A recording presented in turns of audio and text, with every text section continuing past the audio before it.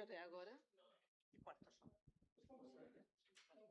Imos un pouco atrasados. Non, non era empezar aí cuarto. As 5, o sea, as 4 teñen que empezar a mesa, pero non. Ben, boa tarde, grazas pola presencia. Vamos facer unha brevísima presentación desta segunda xornada dentro da actividade que comezou onte, como sabedes, que é o realmente dos últimos encontros transversais de patrimonio cultural programados para os anos 25 e 26, que fichamos o número 6 e logo haberá que esperar a ver si a coordinadora e a sección aínda programan novos encontros deste tipo para o ano 27 ou 27-28 ou se deciden dar un xiro e programar outro tipo de ciclos, non? Comezou, como sabedes, onte coa conferencia de Arsenio Sánchez e, bueno, eu disculpeime porque non podía asistir porque coincidía.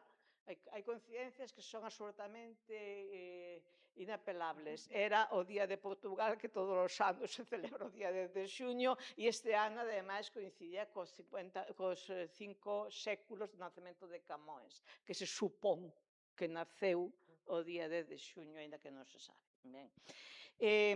Teresa Nieto, que é a coordinadora da sección, inaugurou onte, tamén é unha das 3 coordinadoras da actividade en que estamos neste momento, xunto con Carlos Somuedo e Rebeca Blanco Rotea.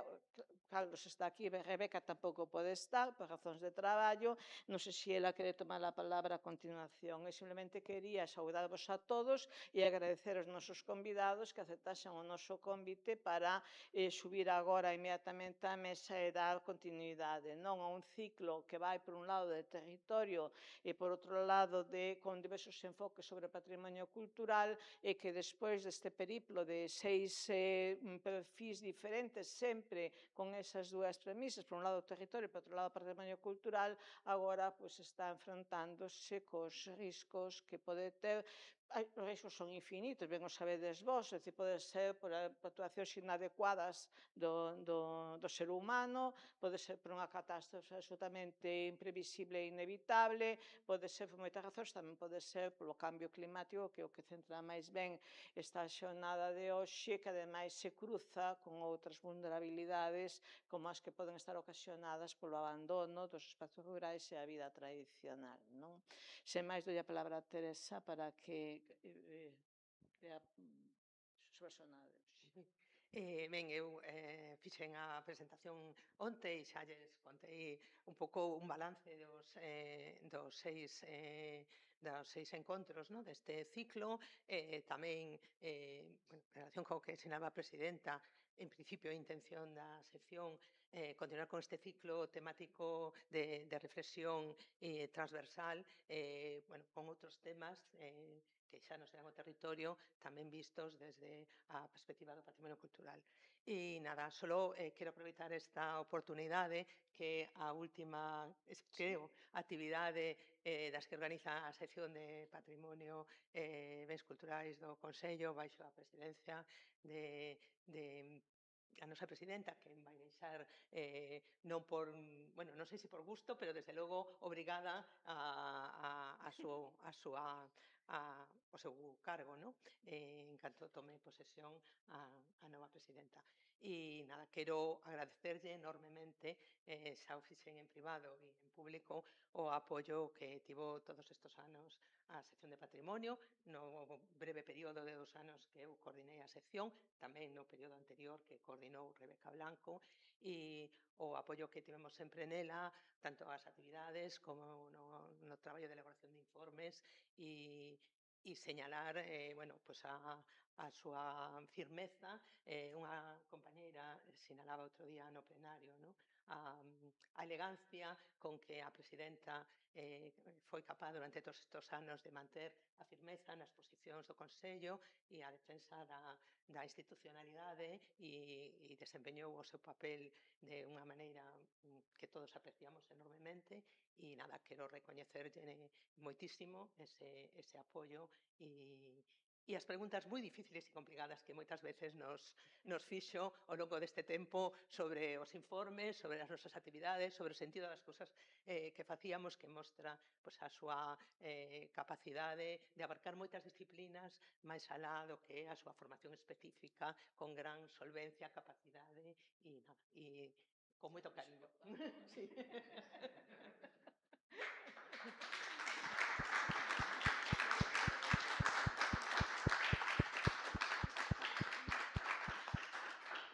Ben, pois entón, a mesa... todos xuntos.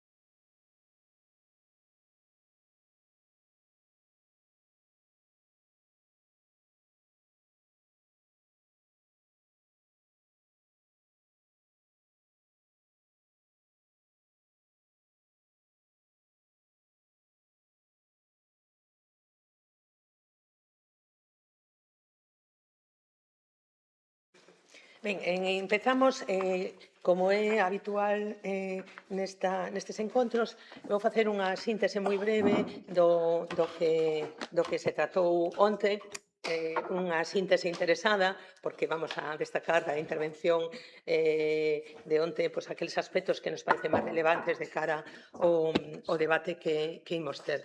Onte tivemos a sorte de contar con Arsenio Sánchez Hernán Pérez, que é co-coordinador do Plan Nacional de Riscos e Emerxencias, e foi unha intervención moi interesante porque nos fixo entender como se chegou a este plan, o sea, de onde se partía, por que xurdiu esa necesidade e como se desenvolveu, como estamos neste tempo diante desta cuestión dos riscos e as emerxencias, da xestión de riscos e emerxencias, problemas, déficit, carencias, na situación actual e en que liñas están revisando o plan, que están nese proceso e cales son as liñas de traballo cara ao futuro. Non vou resumir a súa intervención, que foi moi completa, moi densa, prolixa e nos deu moitos fíos dos que tirar para investigar e coñecer en relación con esta temática. E vou destacar isto, como sinalaba interesadamente, algunhas cuestións importantes, ou que eu penso que son importantes da súa intervención.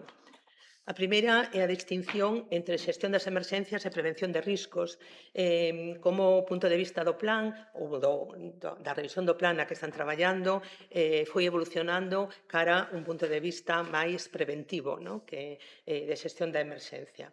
Esta perspectiva preventiva, no caso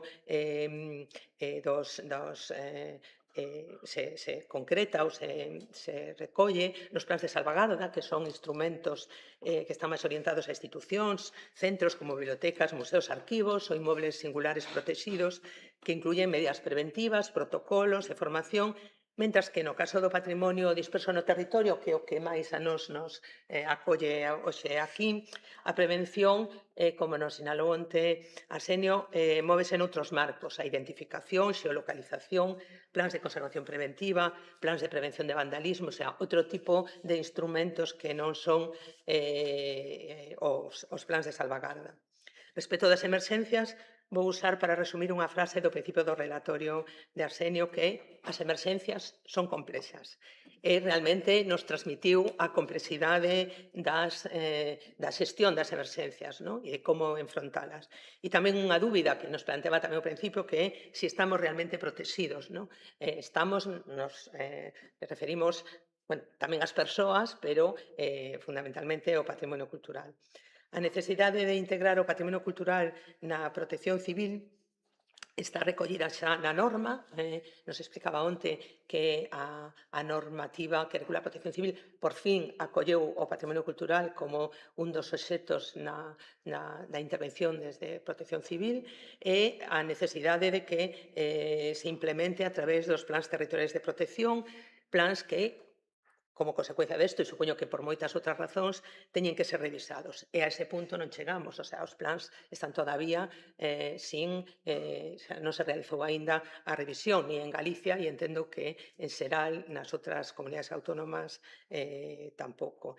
Tamén reclamaba desde o Plan Nacional máis implicación na transmisión de información das comunidades autónomas, tamén entre as comunidades autónomas e os responsables de protección civil, forzas de seguridade, UME, etc. Hai un déficit, non, na transmisión de información, a necesidade de aumentar o coñecemento sobre os riscos, información sobre os riscos que xa se produciron, para a partir de aí ter un coñecemento de como enfrentar a súa reproducción ou repetición, establecer protocolos de resposta, intervención, é dicir, un amplo abano de tarefas pendentes que nos deixou abrallados. E, finalmente, unha cuestión que tamén se desprendía onte da súa intervención, a de considerar a protección civil como un servicio público do que se deben responsabilizar todas as administracións, non? E se falou onte un pouco desta bueno, maneira de esquivar, non, a responsabilidade de cada administración colocando ya a outra superior, ao lado ou a que corresponda. Ben,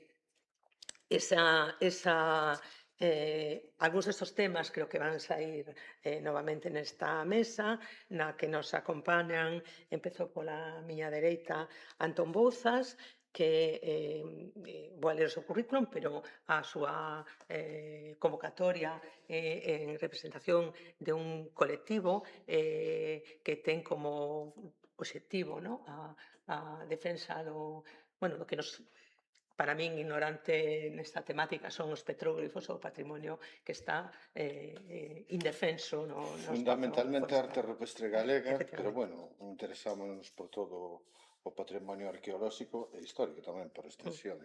E o noso colectivo ten os obxectivos da protección, a investigación e a divulgación destes elementos. Ben, o colectivo é a Rula e tamén forma parte da Plataforma pola Defensa do SAR. Ele é licenciado en Bioloxía, máster en Arquitectura da Paisaxe, experiencia laboral e profesional en consultoría ambiental, ordenación territorial, restauración ecolóxica da vegetación, produción de planta, paisaxismo, educación ambiental, interpretación do patrimonio, docencia de cursos de distinta materia, de formación de profesorado, publicacións académicas. Ben, ten un currículum perfectamente encadrado no marco da temática desta mesa. A súa dereita está Carmen Varela, que acabamos de descubrir hai moi pouco tempo que temos raíces familiares na mesma parroquia e casi na mesma aldea, a uns centos de metros unha da outra. Iso é un mérito especial.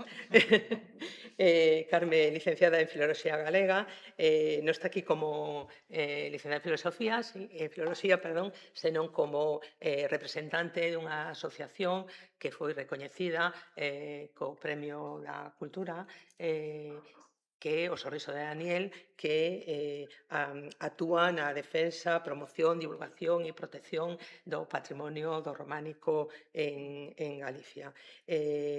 Tamén traballou como secretaria técnica da Fundación Castelao, produtora e distributora teatral vencellada a diversas compañías, e o seu traballo profesional está vinculada á empresa Atlantis Multimedia, proxectos de publicidade, produción de películas documentais, comisaria de exposicións como Castelao e o Mar, a Malla de Pascual, Serigrafía Galega, que é a exposición que está todavía vivo. Isto xa non, bueno, hai uns días.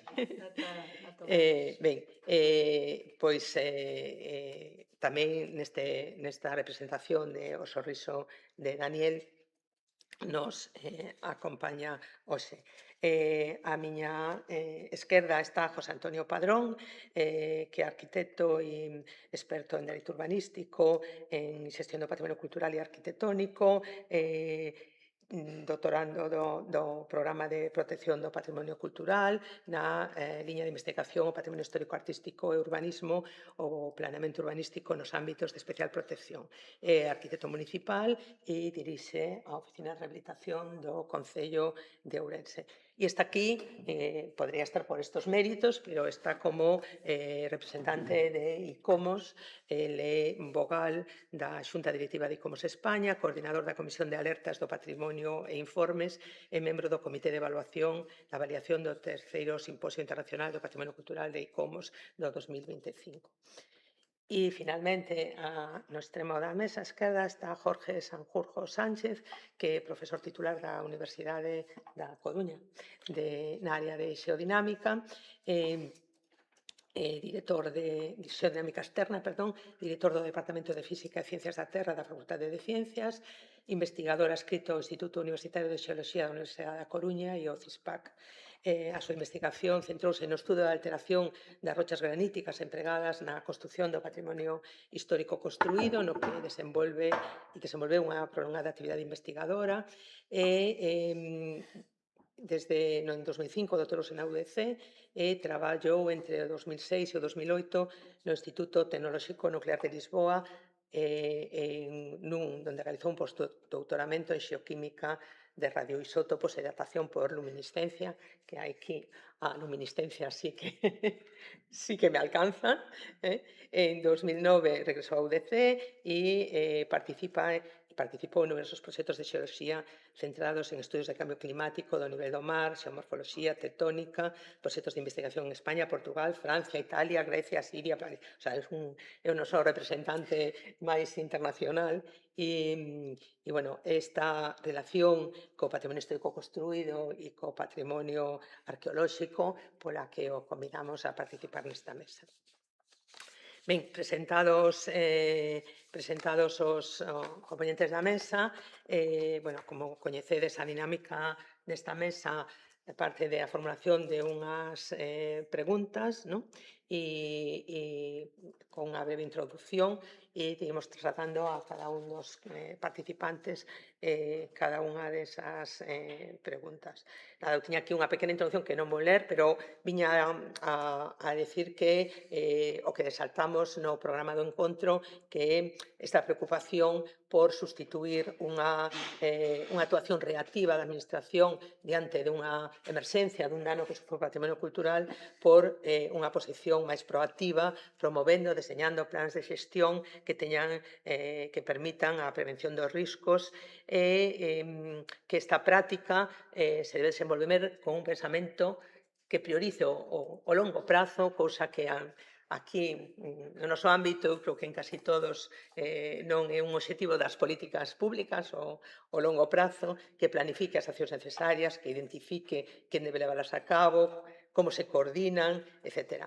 Esta é un pouco o ámbito no que nos interesa situar o debate. E para iso se lles trasladaron estas preguntas.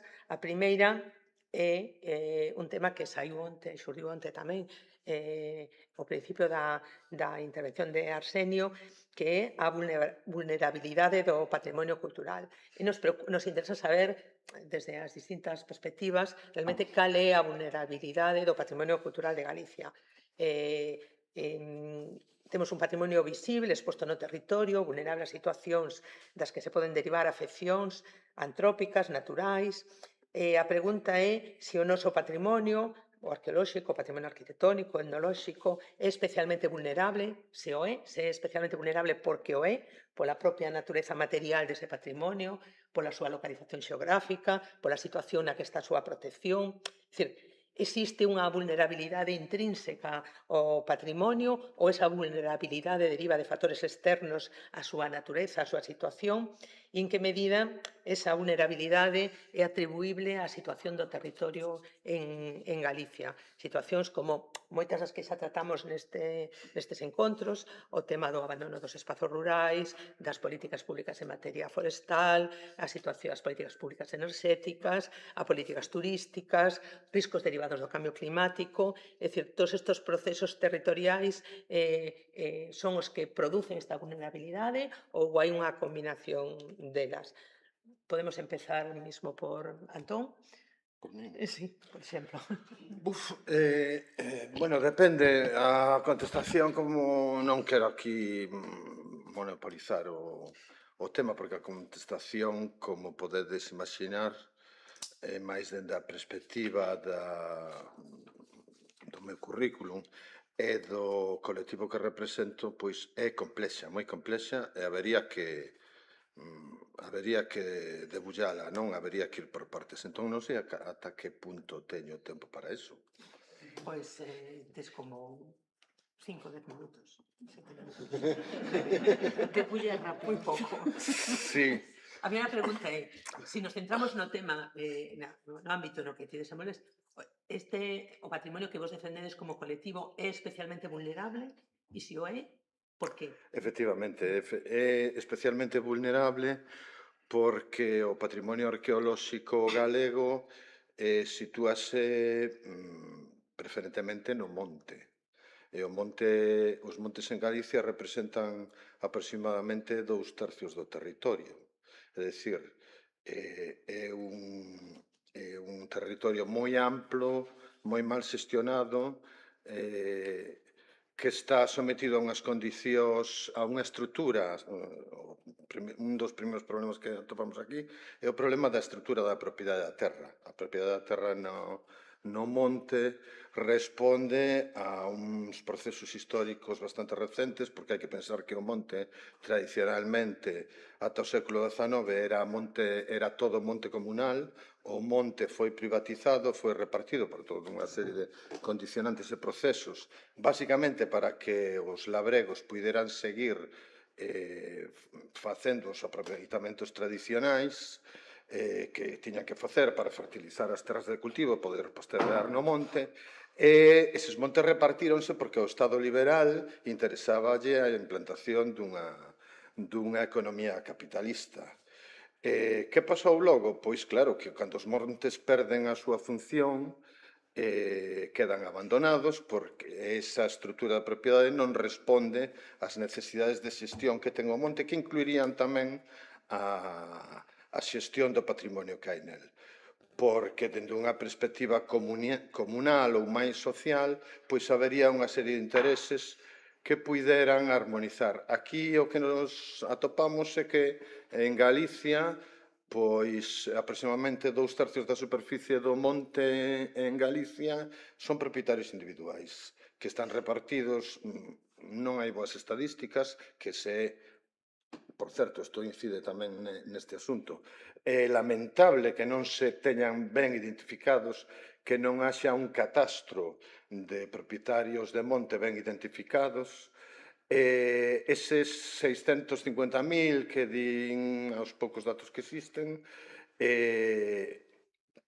controlan 2/3 do monte. O outro tercio é basicamente monte comunal, que deso xa poderíamos falar, xestionado de diversos xeitos. Pero vamos centrarnos no máis importante, que é o privado. Ese privado está repartido en parcelas moi pequenas, parcelas de unha media de menos de 2.500 metros cadrados, que non valen nin para explotacións forestais rendibles, nin valen para xestionar e ordenar o monte, porque o gran problema, e isto é a primeira cousa que aquí nos temos que quedar, é que é imposible xestionar o espazo onde está o patrimonio se non se pode ordenar e xestionar. E para ordenar os montes hai que separalos por zonas de uso. Entón, por poñer un exemplo, nós non temos datos, pero, por exemplo, os franceses teñen este asunto abordado. En Francia, por exemplo, pasa un pouco o mesmo. 3/4 partes da superficie forestal francesa están en mans de propietarios privados. Pero Francia ten un organismo que está especificamente dedicado como se chama? A estes propietarios privados, para agrupalos, ordenalos, asesoralos, e, bueno, non hai, todos coñecedes as imaxes do Tour de Francia, comparade o que se ve no Tour de Francia, o que comparamos aquí. Isto é resultado dunha serie de políticas de décadas. Curiosamente, para que teñades unha idea, e aquí fago referencia a algo que ti fixeches, que o abandono do rural. O abandono do rural é unha expresión, dende o meu punto de vista, equívoco. Porque sí, efectivamente, o rural está abandonado, pero se nos quedáramos só con eso, poderíamos chegar a pensar que se ou ocupamos ou facemos que haxa desenvolvemento rural por explotacións agrarias e gandeiras, solucionaríamos o problema. E iso non é certo. E aí podemos ver o exemplo francés. En Francia, 3/4 partes dos propietarios desas parcelas rurais son por herencia, por herdanza, como exactamente igual pasa aquí. E só un 12% son agricultores, produtores primarios que están en activo. É dicir, o 88% dos propietarios herdaron, porque teñen familias rurais, veñen do rural e tal, pero non teñen vinculación ninguna de traballo ou explotación co monte. Eso nos leva a que non valería solo que tivéramos un sector agrario e gandeiro puxante. Sí, claro, eso é bo, por moitos motivos, pero eso non solucionaría automáticamente isto. E agora, por non estenderme máis, só vou facer unha referencia a un último concepto, que é o seguinte. Todas as legislacións forestais dos países civilizados, digamos, teñen no seu encabezamento, nas súas directrices, un concepto que se chama multifuncionalidade do monte. O monte, como recolle a nosa lei forestal do 2003, me parece que é, e despois reformada no 2015, o monte, a lei di que no monte ten que perseguirse a multifuncionalidade, que é sen perxuicio das distintas funcións desa multifuncionalidade. Que é a multifuncionalidade? A multifuncionalidade do monte é que o monte ten, o sea, decir, repasemos, 2/3 do noso territorio, 2/3 da nosa casa, teñen que cumprir 3 funcións. Unha é a función ecolóxica, con todo o que eso supón de prevención do cambio climático, en conservación da biodiversidade, prevención de lumes, etc., etc., etc., todos os servicios ecosistémicos que darían eses ecosistemas. Esa é unha.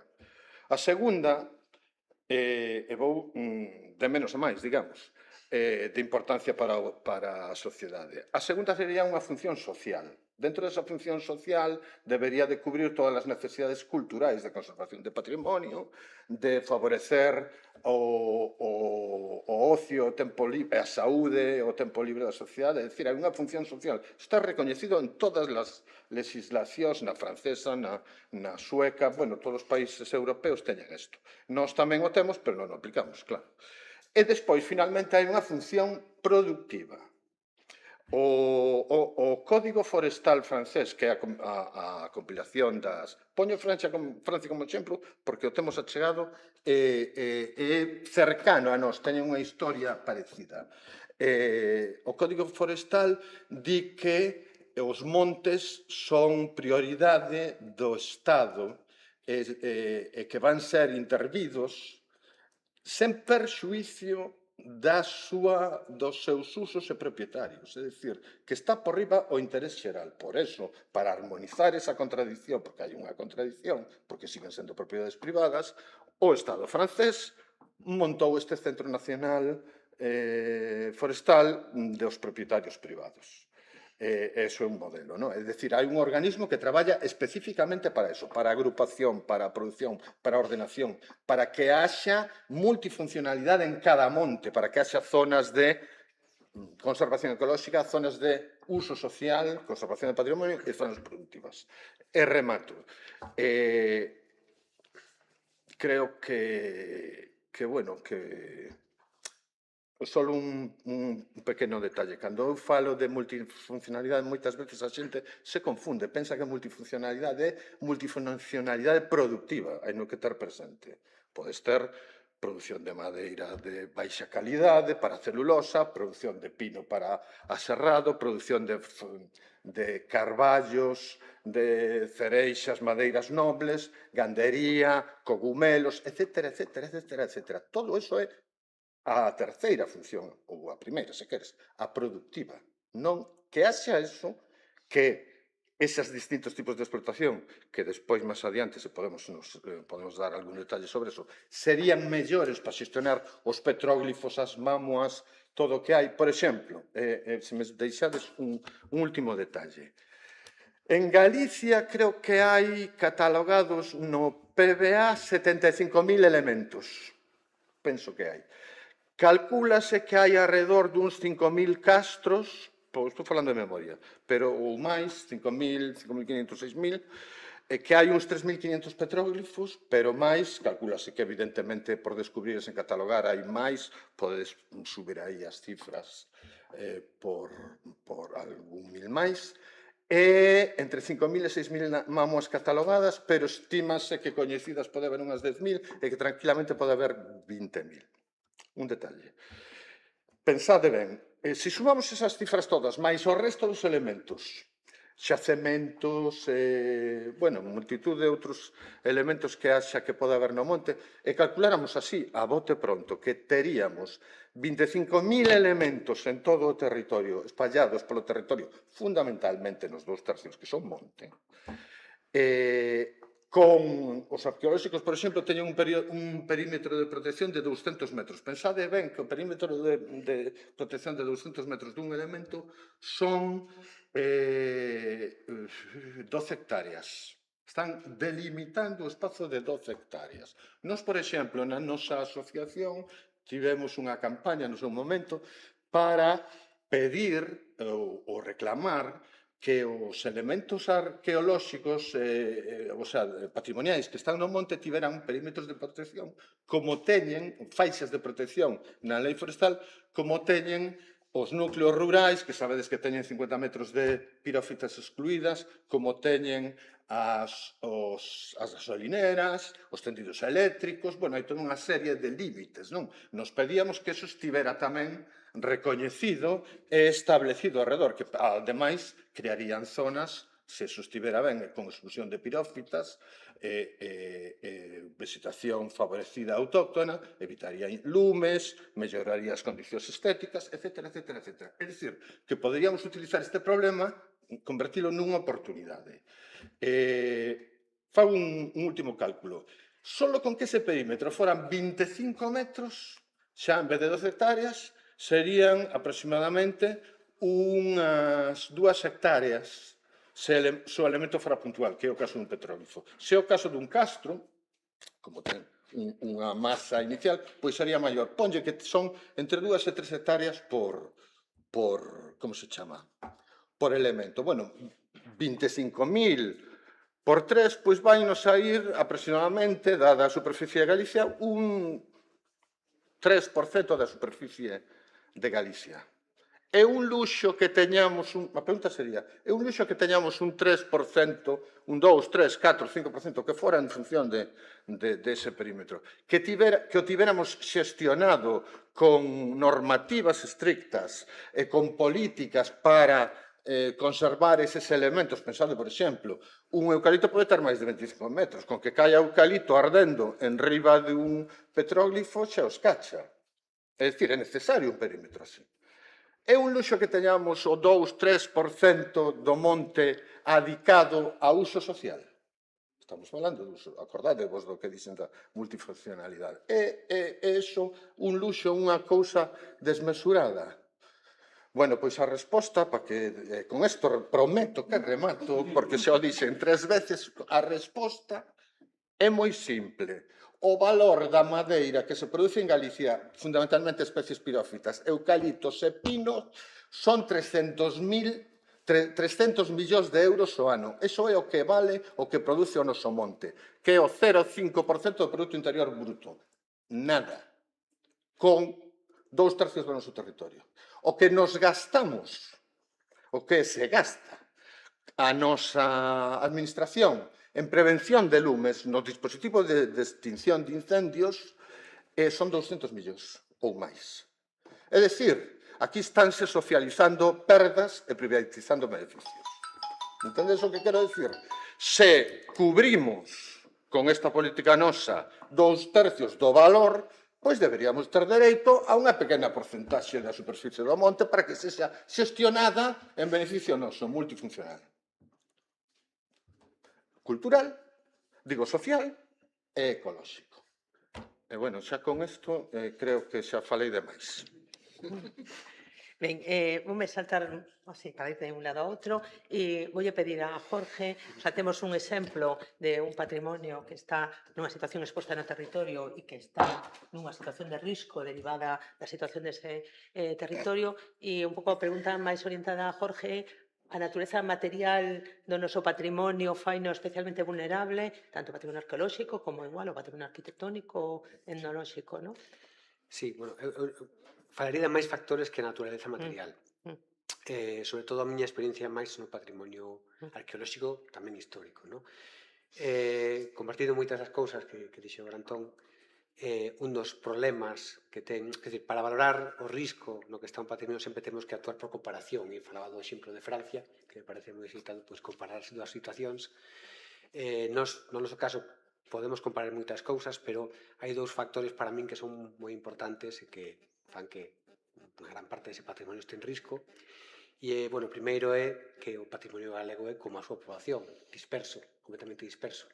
Iso fai moi complicado pois, facer unha boa xestión se non é unha xestión preventiva. Non?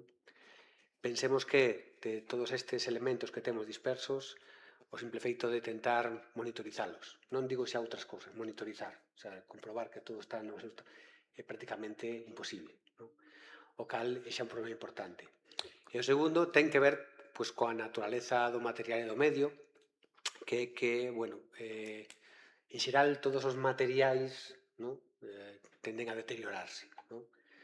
Ainda que para nós non é así, a atmosfera na que vivimos é un medio moi agresivo para os materiais en xeral, podemos decirlo así, desta maneira. De forma que, se nos collemos, por exemplo, este micrófono e o poñemos ali fora, exposto a intemperie por un ano, 10 anos, todos máis ou menos temos a cabeza como encontraremos dentro de 10 anos, non? Por lo menos aquí en Santiago, non? Pero se facemos o mesmo en, non sei, en Almería, o mellor nos sorprende que dura moito máis.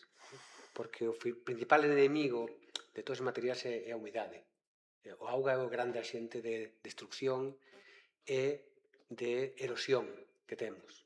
O cal, pois, quere dicir que nun sitio como Galicia, onde temos o clima que temos, pois a erosión é moi grande. É un dos sitios, podo decir, de Europa onde temos máis erosión. Xa de por sí, sin falar de outras cuestións relativas a como usamos o que é o medio, no?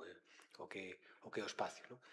Iso fai que teñamos unha grande cantidade de elementos patrimoniais que sí, están en risco alto, e que fai todavía máis difícil pois a cuestión da monitorización ou a preservación, non? Porque temos unhas condicións que son realmente complicadas, non? E eu lembro ás veces pois fora de Galicia, non? Eu lembro unha vez en Zaragoza, un profesor de Zaragoza que me dixe, bueno, que en Galicia tedes o granito eterno.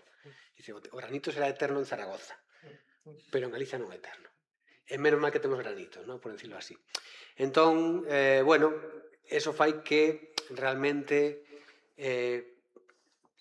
xa de por sí plantexarse unha correcta monitorización, conservación de todo o patrimonio require pois un esforzo, un investimento grande por suposto, que estou completamente de acordo que pasa pola prevención, porque de outro xeito é prácticamente imposible plantexarnos xa non digo outras cosas, non de puesta en valor e todo isto, non? Xa digo solamente preservalo. Ben, gracias, Jorge. Pois imos da materialidade a preocupación sobre a Daniel, como comentei, o patrimonio románico,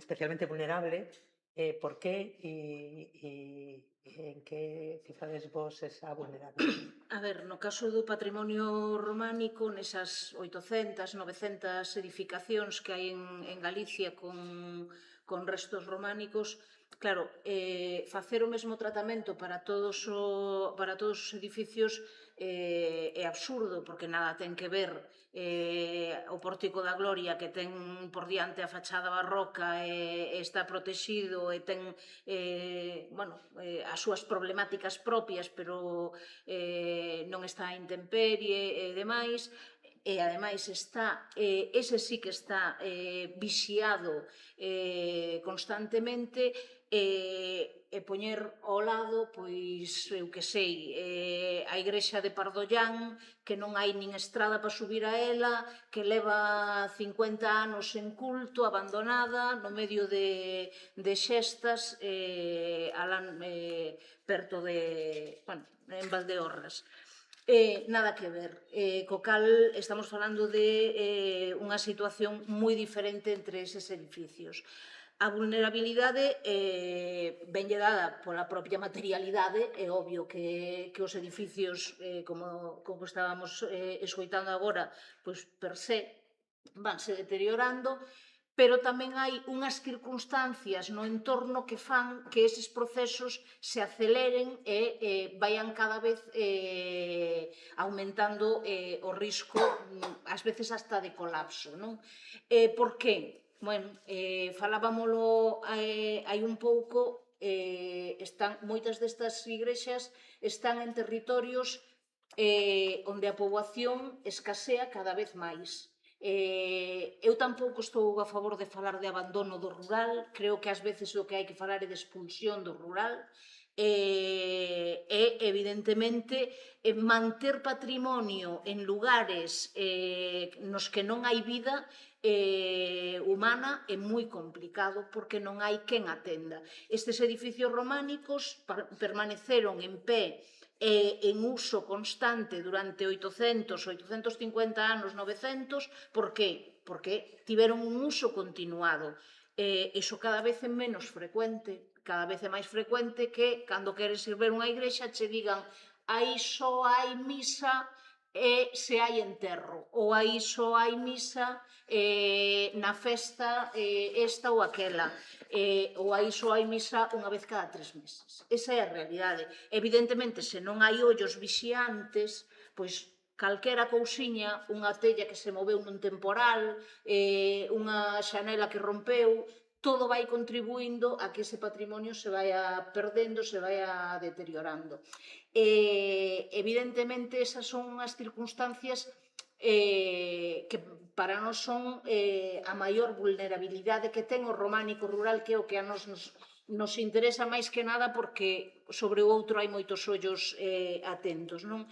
Entón, pasamos en moi pouco tempo de ter edificios con vida a ter edificios, se non abandonados, edificios moribundos, por así decirlo. E iso fai que, obviamente, a situación destas edificacións sexa, evidentemente, moi vulnerable. Ese deserto demográfico que rodea todo leva a que haxa espolios, pero leva tamén a que esas cousas miúdas, ese mantemento pequeno que a comunidade local facía por si mesma hai nada, hai 50, 60 anos, hoxe non se faga por falta de persoas e ás veces tamén por temor a que pasará coa Dirección Xeral de Patrimonio. Nós creemos que un dos perigos é non ter unha folla de ruta no que esas pequenas comunidades locais saiban o que poden e o que non poden facer no edificio. Se a comunidade local sabe que as paredes non se poden limpar con auga a presión ou unha Kärcher a lo loco, pois ao mellor non o fan. Se a comunidade local non lle ten medo a sacar unha silva que está medrando no medio de un campanario, pois ao mellor sube alguén e saca, porque nós esas experiencias vivímolas. Chegar a unha igrexa que che digan había que sacar iso de aí, pero se veñen os de patrimonio e nos pillan, claro, é que a xente non sabe a estas alturas que pode facer e que non pode facer.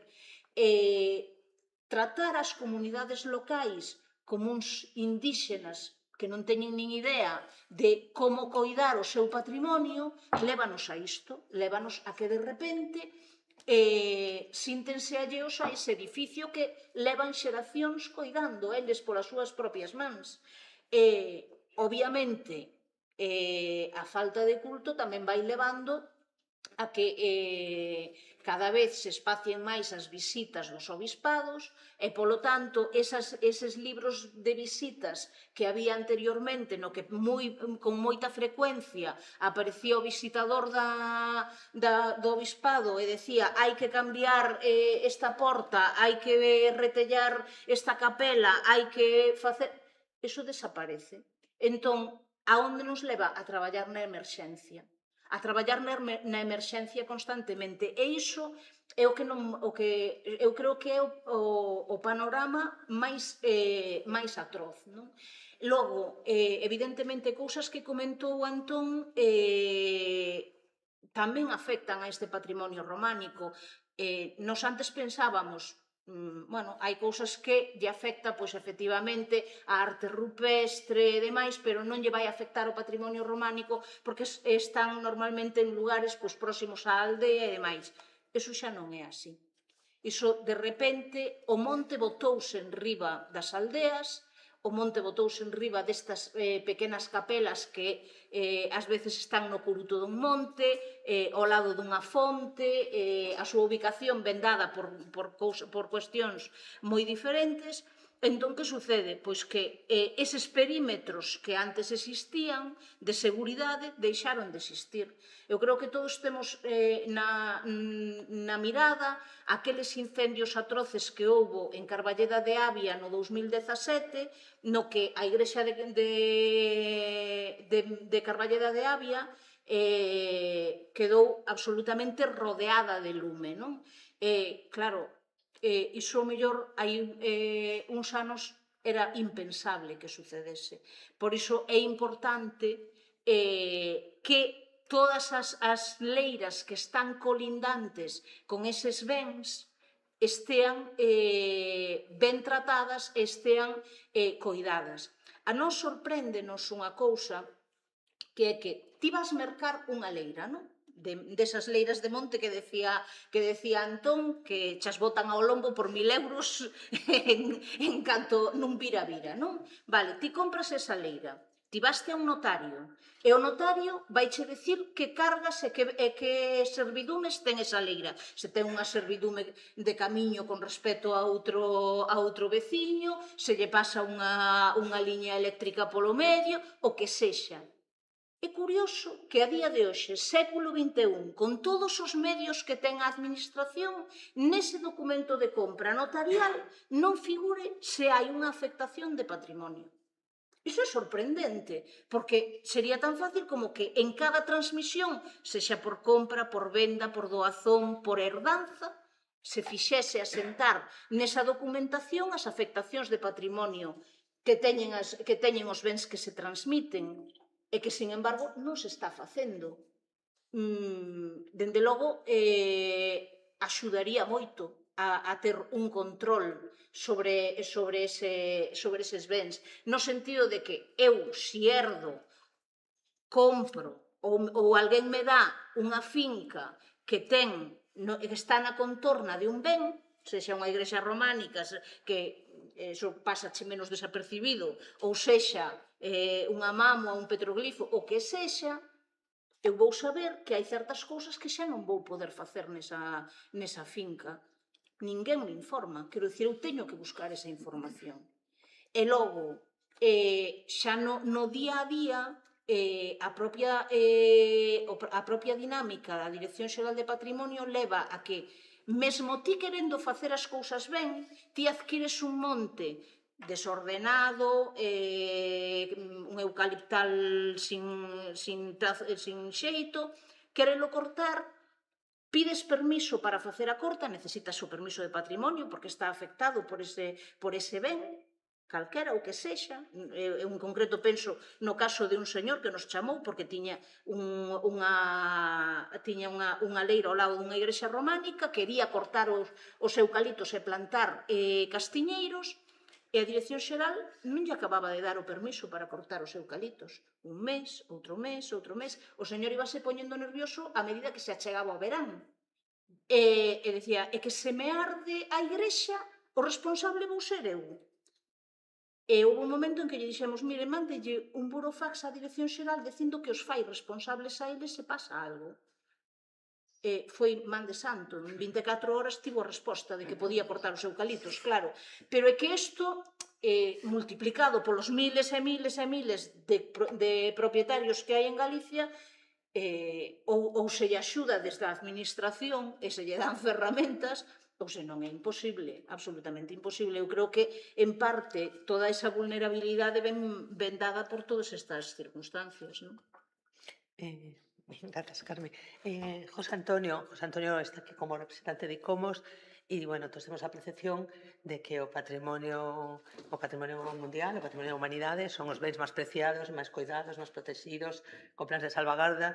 Este ano tuvemos un problema con un deles, ¿no? A Muralla de Lugo, que sofreu un derrube, e realmente o patrimonio mundial, os bens que teña a decir o patrimonio mundial de Galicia realmente están nunha situación vulnerable semellante e outro tipo de vulnerabilidades?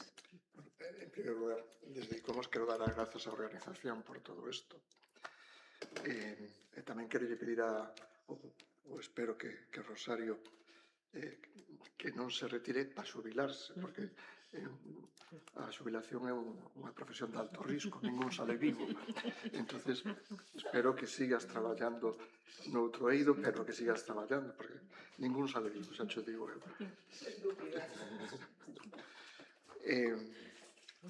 O patrimonio, ia plantar un pouco lumen con Carmen, con todos, non? O patrimonio non é só o patrimonio arqueolóxico, arquitectónico do románico, o patrimonio é moitas cousas. A paisaxe é patrimonio.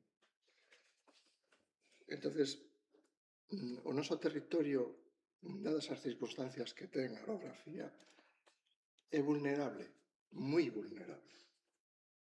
Esa vulnerabilidade xenera riscos. Entonces, o que temos que analizar desde o primeiro momento é esa vulnerabilidade ben derivada dunha serie de ameazas. Entonces, hai que valorar cuáles son as ameazas en función do patrimonio que estemos traballando. Por exemplo, as fragas do río do Eume. Non hai un patrimonio arquitectónico agás o monasterio de Cabrera. Pero a perda que pode supoñer o non ter cuidado con ese patrimonio paisaxístico que son as fragas pode levar ao traste con todo o patrimonio que temos aí. E ese patrimonio é difícil de valorar, é difícil de entender. Entonces, non é cuantificable, non? Ese é un problema que temos que ter en consideración. Decía Antón que as 2/3 partes do noso territorio son monte, pero hai unha terceira parte que é territorio urbano, entre comillas suburbano, porque aquí en Coruña, que é unha capital, podemos ver vacas por a rúa. Quer dizer, seguimos sendo povos grandes ou cidades pequenas. Hai que valorarlo, non? Entonces, esas amenazas hai que diferenciarlas e témolas tanto no medio natural como no medio urbano, que poden acadar en esa vulnerabilidade e, ao final, en riscos. Entonces, hai que saber por onde andamos, por onde facemos, como xestionalos. Decía Jorge que hai que basarse na prevención, que temos que traballar na prevención. Comentaba antes con Arsenio, se non temos un sistema educativo que valore e que faga que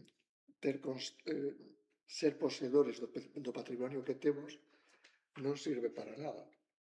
Quer dizer, se nas nosas escolas non se aproveitan para inculcar que é o que non temos e o que temos, de nada nos sirve prever, porque vamos gastar moreas de cartos sin ningún futuro. Se esa xente que ven non sabe o que é unha pedra, estaba pensando ahora nas casas de remo de Rianxo, non? O feito de poñelas en valor surdiu a través de que os nenos foran que pintaran as casas e que as decoraran a nivel de fachada.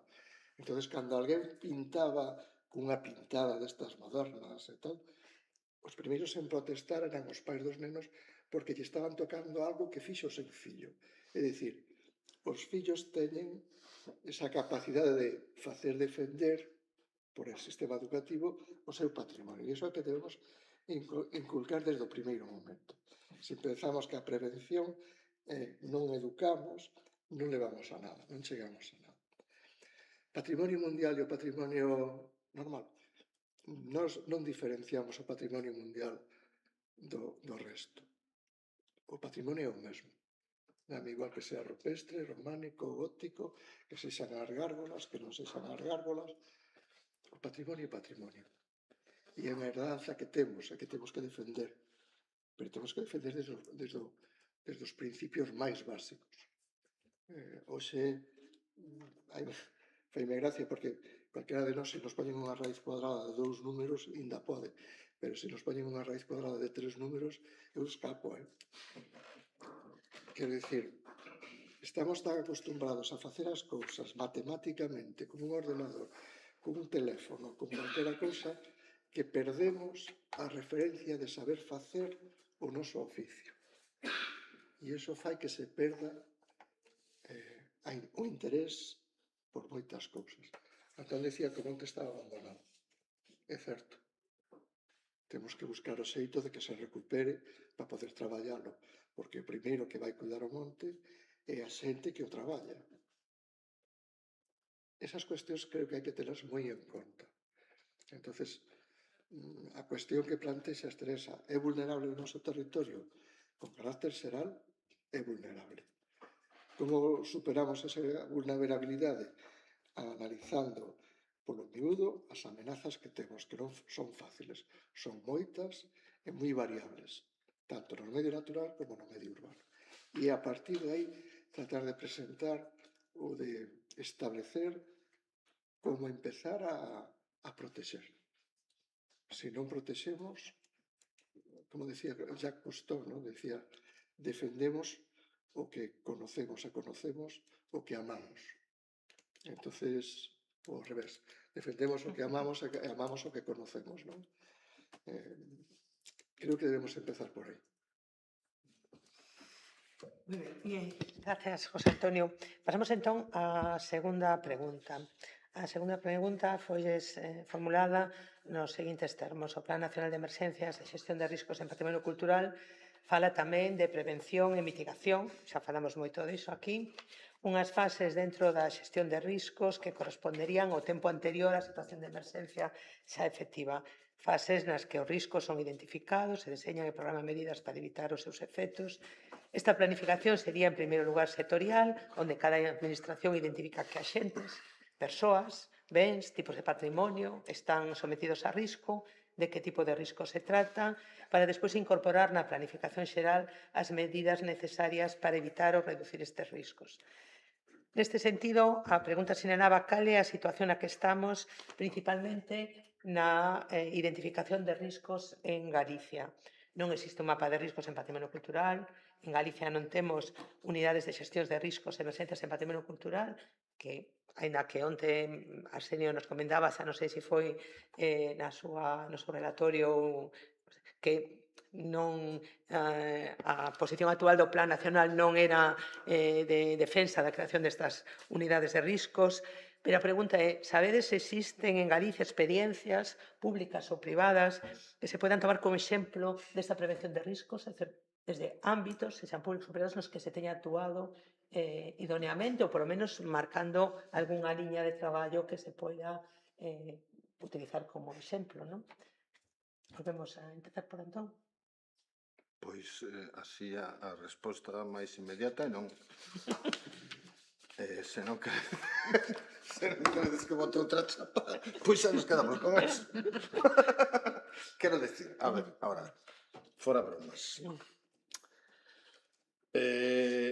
Imaginade que lle plantexas a calquer responsable de protección civil de Galicia que ten que integrar na súa planificación o patrimonio. Que hai que ter en conta o patrimonio. Se pasa unha catástrofe, bueno, a resposta é unha suposición a que fago eu. Estou seguro que o 99% dos responsables teñen na cabeza a seguridade das persoas.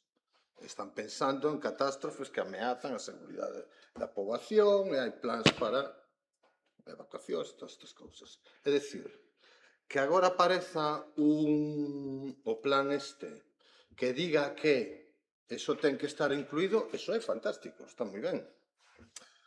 Pero eso ten un problema inmediato, moi doado de ver, que é que estamos xa cheos de directrices estratégicas moi lindas, moi bonitas, preciosas, en todos os niveis. Agora hai esta, que está moi ben, e que seguramente eu non a coñezo, así que estou falando por suposicións.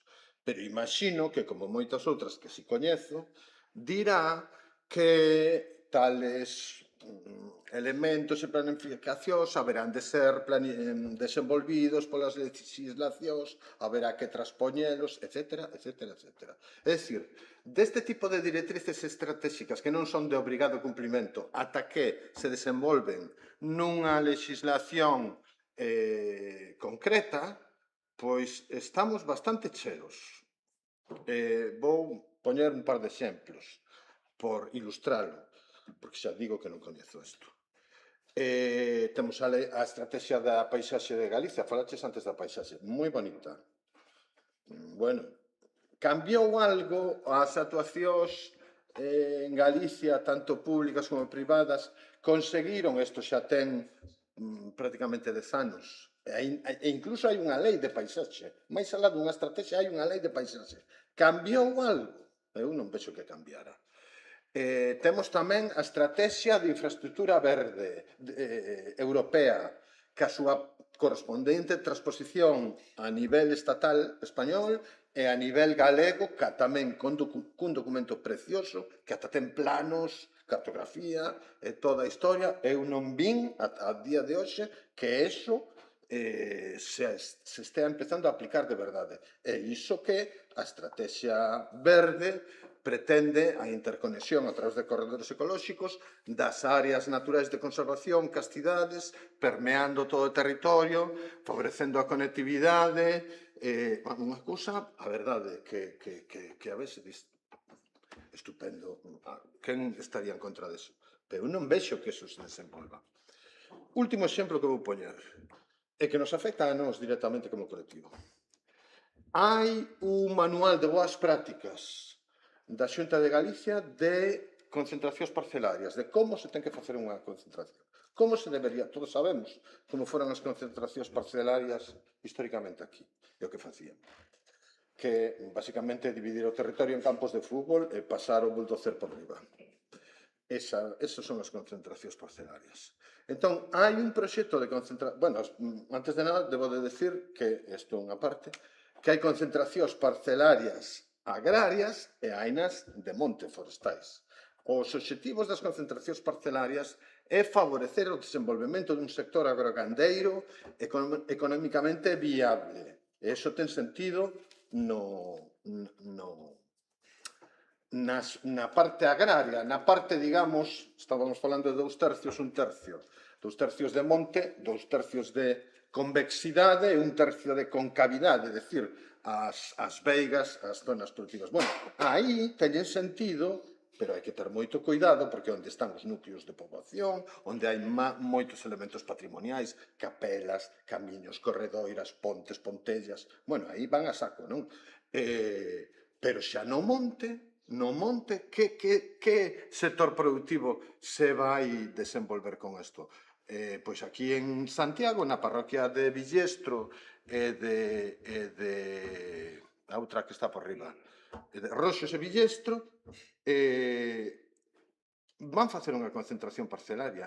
E esa concentración parcelaria, que acabamos de ver os planos que teñen proxectados, non ten en conta absolutamente nada do que pon o manual de boas prácticas. Un documento que é unha directriz estratégica que di que hai que conservar os muros secos, os camiños vellos, os elementos patrimoniais, os elementos naturais, os pequenos humidais que existen, preservar na medida do posible os bosques autóctonos, e esta concentración parcelaria vai pasar por riba dunha zona que está tratando de sacar adiante o Concello de Santiago de Ames para declarar un espacio natural de interés local, un ENIL, ou ben solicitar a Xunta unha paisaxe protegida, porque ten unha combinación de elementos naturais, culturais, patrimoniais moi importante na zona do Souto, que é o canón do río Sar, e ali isto non se tivo nada en conta, absolutamente ninguna das planificacións de protección dos perímetros dos elementos arqueolóxicos, as zonas de ribeira dos ríos, nada, o sea, nada, absolutamente nada. Faise pola vella, non ten isto en conta. Vai afectar tamén a mellor zona de petróglifos do Concello de Santiago, que na Devesa da Rubla, que hai unha concentración moi alta de elementos de moito valor, e aquí esta concentración o único que fai é dividir o territorio en diferentes tipos de categorías de monte en función de productividade, e abondando o que ti decías do notario, vanlle canjear, vanlle intercambiar aos propietarios, ti tes tanta superficie de monte categoría 2, douche tanto de categoría 4, é dicir, promedian, prorratean. E intercambian, sen decirlles aos propietarios que hai eses elementos todos que teñen esas salvagardas que lles van impedir aproveitar o que eles pensan que van a aproveitar. Isto é a propia Xunta. O propio goberno está, por un lado, un departamento que son os encargados da concentración parcelaria facendo as cousas como sempre, e por outro lado están sacando documentos moi bonitos, preciosos, que pouco máis que valen para titulares da prensa. Isto é o que pasa habitualmente con estas directrices estratégicas. Entón, falando realmente sin saber ben dela, este plan de prevención de riscos, eu moito sospeito que vai acabar no mesmo. Pois, me dio un exemplo de boas prácticas, temos exemplo de malas prácticas. Vamos a ver, Jorge, no ámbito arqueolóxico, se ten feito algunha intervención no litoral, por exemplo, non sei se no interior tamén, actuacións preventivas ou de corrección, non? Da situación de... Sí, bueno, eu teño que decir que sí coñezo algún caso de boas prácticas, non? Por sorte. É verdade que non hai realmente unha estrategia de arriba abaixo, non? De administración, e falo a todos os niveles, dende Europa ata os concellos, non hai unha estrategia clara. Hai boas palabras, é o que hai, sí, planes grandilocuentes, dificilmente ejecutables por varias razóns, pero non hai realmente unha boa aplicación ou algo que sexa aplicable ou realizable. Si hai pequenas actuacións que normalmente parten pois dunha iniciativa máis ou individual ou colectiva, de colectivos, incluso de arqueólogos profesionais, non? Ou de universidades que se implican, non? Especialmente en algúns proxectos, sempre co apoio de algunha administración máis pequena, pequenos concellos incluso.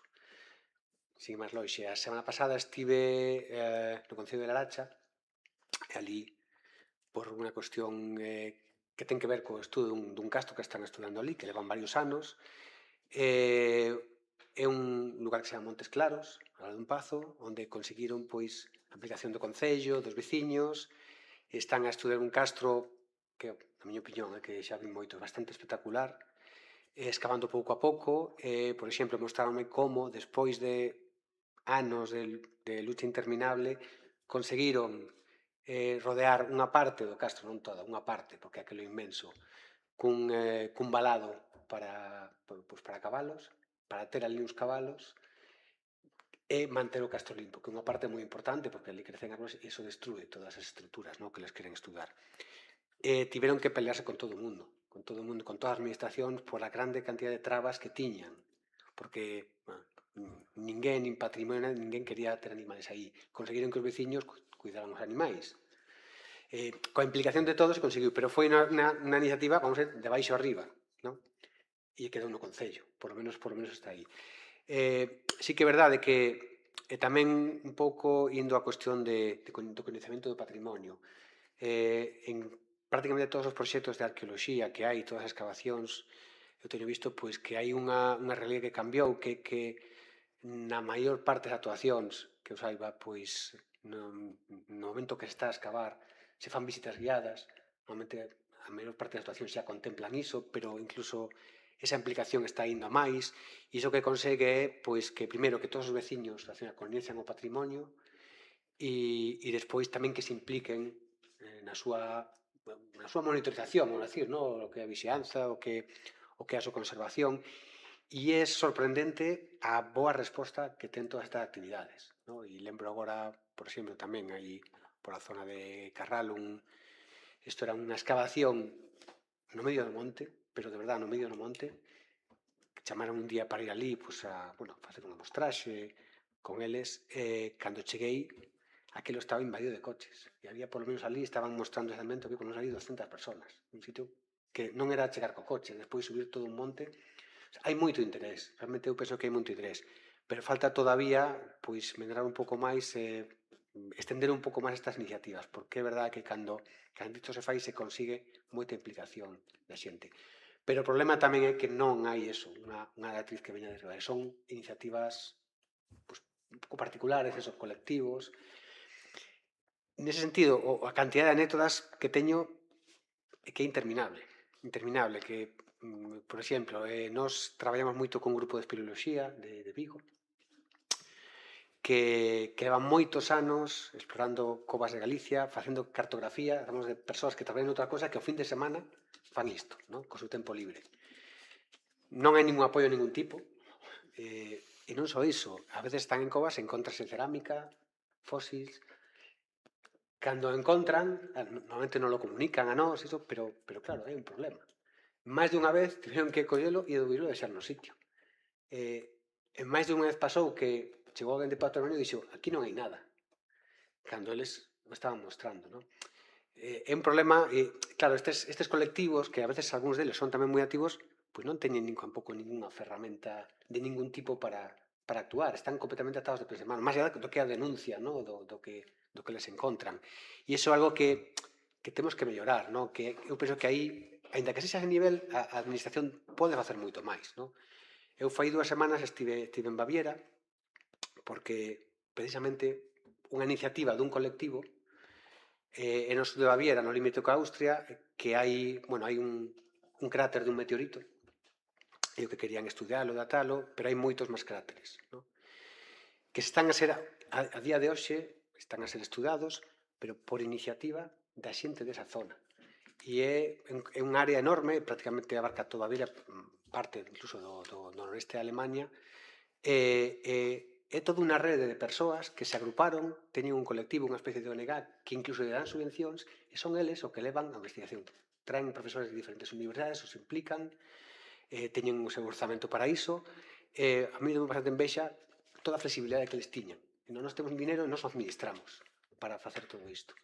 E como a xente se implicaba, tiñan ali un pequeno museo, porque aparte na zona do cráter tiñan pois un xacemento romano, tiñan tamén un xacemento de bronce, fixeron unha casa ali, un pequeno museo que xestionaban eles. Quedei un pouco cabreado porque incluso facilitando ferramentas ou facilitando que as legislacións sexa máis flexible ou pequenos orzamentos, a xente pode facer moito tamén, pero iso aquí non vexo que funcione para nada. Gracias, Jorge. Toca de Carmen. Moi ben, pois é certo, toca de Carmen. A ver, cando se chega a esas emerxencias normalmente porque se fixo algo mal antes, quero dicir, salvo que haxa un tsunami que se leve a capela da lanzada por diante e que sexa inevitable, a maior parte das veces é porque se fixeron moitas cousas mal antes nesas emerxencias. Nós como asociación nunha reunión na Consellería de Cultura plantexamos algo tan simple como se eu merco un piso no ensanche de Santiago que foi construído en 1970, eu sei que ese edificio vai pasar unha inspección técnica periódica e que cada 10 anos se vai inspeccionar ese edificio. E unha igrexa románica que ten 800 anos non ten unha inspección técnica periódica. É algo inexplicable por completo. O lóxico sería trasladar, cando menos, a ese patrimonio edificado, xa non digo a outro tipo de bens, trasladar esa mesma necesidade que hai de pasar a facer unha inspección técnica periódica. Cando se derruba a fachada do Pazo Bispal de Diomondi ao lado da igrexa de San Paio de Diomondi, era crónica dunha morte anunciada. Todos os que pasamos por ali nos 3 anos anteriores vimos que caera a fileira primeira de tellas que era a que sacaba a auga do tellado para fora. Se en vez de velo os que pasábamos por ali a facerlle fotos ao pórtico románico de Diomondi pasase un inspector técnico, diría hai que repoñer a fileira de tellas da parte de diante, e eses, creo que 300.000 euros ou 400.000 que costou repoñer e poñer en pé a fachada do Pazo Bispal de Diomondi, pois reduciríase ao mellor un gasto de 2.500 euros. Quero dicir, claro, que sucede? Que cando plantexas eso, o que che din é, vale, pois xa lle diremos aos obispos que está despedindo que paguen unhas inspeccións técnicas periódicas. Pois decídello. Quero dicir que non sabemos de que estamos falando. O sea, que é preferible deixar que os edificios se veñan abaixo por non facer esa prevención tan básica, non? Simplemente para manter en pé fachadas, para que os tellados non caian e demais. Cada 10 anos pasa alguén e fai unha revisión. Eso non se fai. Claro, logo despois veñen as emerxencias. Logo despois van caendo, pois cada 3-4 anos pasa algún derrube nalgúnha igrexa románica neste país. Porque é así, desde que o Sorriso se creou, levamos a conta, é así. Debe estar a caer a seguinte porque a de Betanzos, que foi a última, xa vai para 2 anos, o sea que sacade o reloxo porque é o que falta. Claro, ese informe desfavorable desa inspección periódica tería solucionado moitos problemas. Por que non se poñen en funcionamento? Pois non se sabe. Logo, o que comentaba Antón de como podían operar os servicios de protección civil e demais, hai que dicir que teñen un problema engadido. Os bens que están catalogados moitas veces están mal ubicados. Co cal, se o que lles estamos suministrando a esas entidades que teñen que actuar na emerxencia e as coordenadas de un ben que non está onde se di que está, cantas veces se di o petroglifo tal está en tal ubicación e logo valo buscar e patea ti o monte leira a leira ata que atopas o petroglifo que non está onde se di que está. Claro, eu se teño hoxe un accidente indo para casa e chamo o 112, o 112 ubícame co teléfono en un minuto, non lle teño que explicar onde estou. Na mesma chamada, o 112 dime, sí, xa sei onde estás, tal sitio, vai agora para aí unha ambulancia. Co patrimonio non podemos facer eso porque o temos mal ubicado. En moitísimos casos. Non é o caso das igrexas románicas, por sorte que esas normalmente non teñen ese problema, pero o patrimonio rupestre é a cousa máis habitual. E logo despois hai tamén un interés moi grande en non querer ver onde está o patrimonio. Cando empezou o desplegamento dos proxectos dos parques eólicos, nos respiramos aliviados porque dixemos esta nos non nos toca. Isto que traballen os da Rula, que van ter traballo dabondo, porque a nos que nos van facer os parques eólicos, pensamos nós, non? Claro, hasta que vimos chegou o segundo ou terceiro parque eólico e ali tiñamos chuzada no medio e medio unha igrexa románica no medio e medio da poligonal dun parque eólico, non? Entón dixemos, isto vai con todos, isto non vai ser só os da rula, non?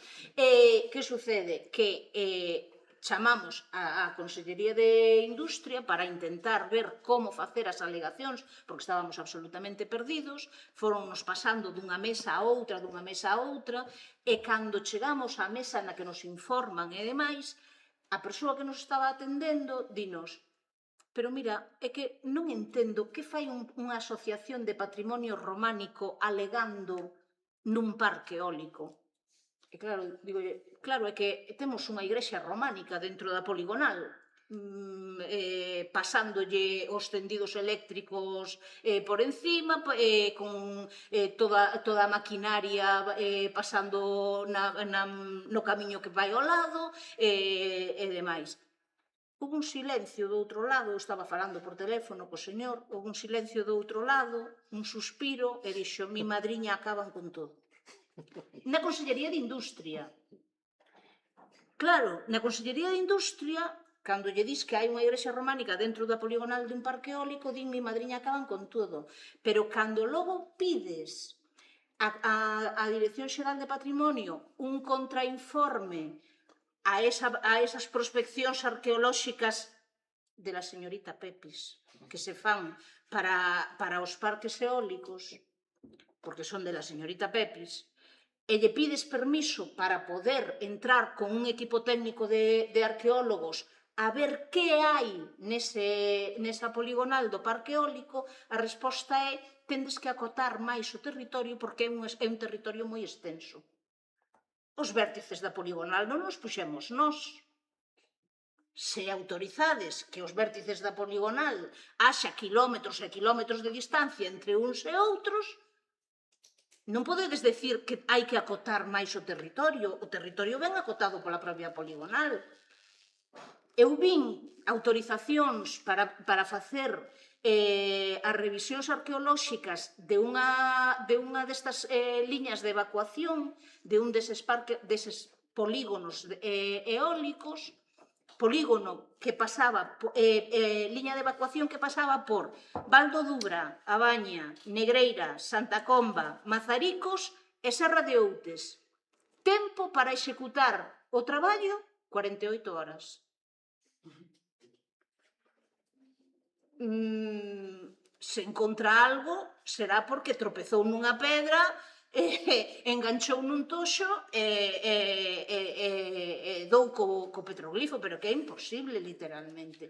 Claro, con esa situación, eu creo que vai ser moi difícil que ningún corpo, sexa Protección Civil, sexa quen sexa, poda actuar en caso de emerxencia, porque non vai ter os datos necesarios, non vai saber onde está o patrimonio, a mitad del non o vai a ter localizado, e, polo tanto, pois, aínda que haxa toda a boa vontade do mundo, aínda que haxa medios, e que se previamente non se fai a localización dese patrimonio e se ubica realmente onde ele está, a actuación en situación de emerxencia é imposible, porque a emerxencia é o que ten, preséntase dunha hora para outra. Entón, claro, eu creo que aí dificilmente, se non se fai un traballo previo, vai a ter logros, se vai a conseguir frutos con ese traballo de emerxencia. Ahora sí. Toca ahora os plans de salvagarda. Tocaron os plans de salvagarda. Estábame lembrando de unha vez chegou, estábamos facendo plan especial de un pueblinho pequeno que é Seixalo, que está ao lado de Ourense. E chegou unha empresa de telefonía que quería colgar unha serie de cables de fibra óptica nas horas fachadas, non? Entonces dixémosle, mira, para colocar isto tens que presentar un proxecto. E o señor, que vou dicir a compañía, dixo, non, mira, non, é que temos un plan de infraestructuras de telecomunicacións a nivel nacional. Entonces puxo enriba da mesa un tocho. Dice, vale, ese é o Plan de Infraestructuras Nacional. Eu quero o Plan de Infraestructuras de Seixalbo. E dixo, non, é que eso Seixalbo non existe. Non, Seixalbo existe. Terás que facer o Plan de Infraestructuras de Seixalbo. Quero dicir con isto que un plan de salvaguarda, que además xa se sabe perfectamente isto, é moi complicado a nivel nacional, pero hai que derivalo a nivel autonómico e adaptar o noso territorio, facer un plan de salvaguarda ao noso territorio é sumamente complexo. Se a eso añadimos a nosa idiosincrasia que temos os galegos, e non só os galegos, sino todo o territorio nacional, aquí cando, por poñer un exemplo, aprobas unha lei en Alemania e collen os arquitectos, por decir, collen a lei e aplicas a lei 100%. Aquí non, aquí facemos exactamente o mesmo, collemos a lei, aquí podemos escapar dela. E o que facemos, estudiar a lei para escapar dela.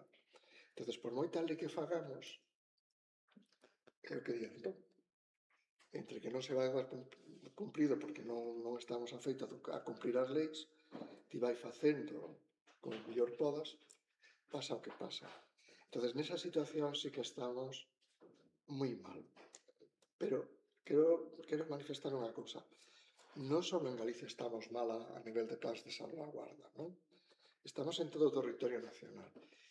E iso podedelo ver todos. Hai na página web de Icomos, hai unha pestaña que se chama Observatorio del Patrimonio Mundial, na que di a situación na que se atopa o patrimonio mundial en España, non? E é deplorable, é triste, lamentable. Do patrimonio nacional, do patrimonio mundial, perdón, lembrase a xente recorda cando se fai a inscripción na lista de patrimonio mundial, cando se fan todos os esforzos para inscribirse. Pero unha vez que se está inscrito no patrimonio mundial, olvídate, Pepa, que isto xa cousa nosa. E olvidámonos por completo. Entón, aí podedes ver a situación na que se atopa o patrimonio mundial a nivel nacional. A nivel galego, dixéchelo ti antes, a muralla de Lugo, un bien patrimonio mundial, que deberíamos estar orgullosos de ter ese patrimonio.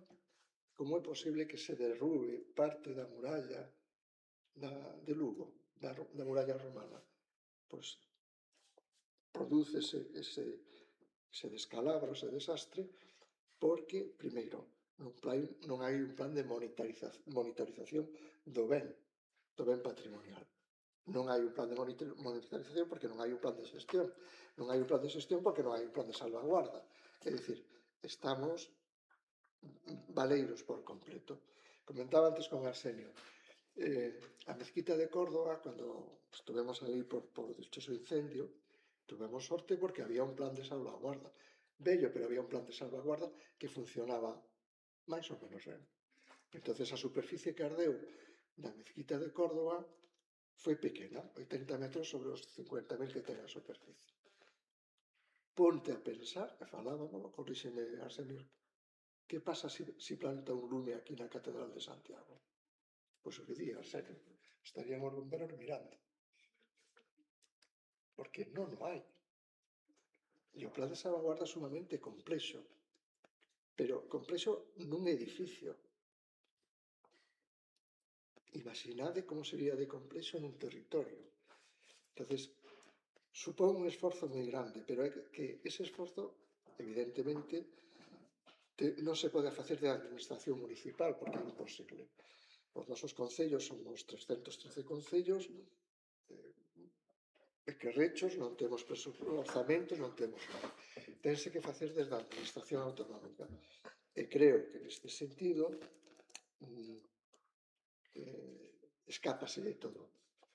Non, máis alá de que podan ter ou non unha intención, supoño que sí, pero non son capaces de organizar, porque non son capaces de plantexar ou de facer un estudio polo miúdo de todo o patrimonio que temos. Que decía Carmen, eu podo estar geolocalizado, A miña muller sabe que estou aquí polo teléfono, por poñer un exemplo. E se tes un accidente, sabes que estás. Pero, que sei, o castro o dolmen de Dombate sabemos que existe porque se reformou e tal, pero seguro que o castro que pertenece ao Concello de Laxe, que está un poquinho máis alá, o da cidade, pouco se sabe del, non? Entón, iso requere unha inversión tremenda e un esforzo tremendo que a día de hoxe non se dá. E repito, non só no patrimonio mundial, sino no patrimonio normal, no natural.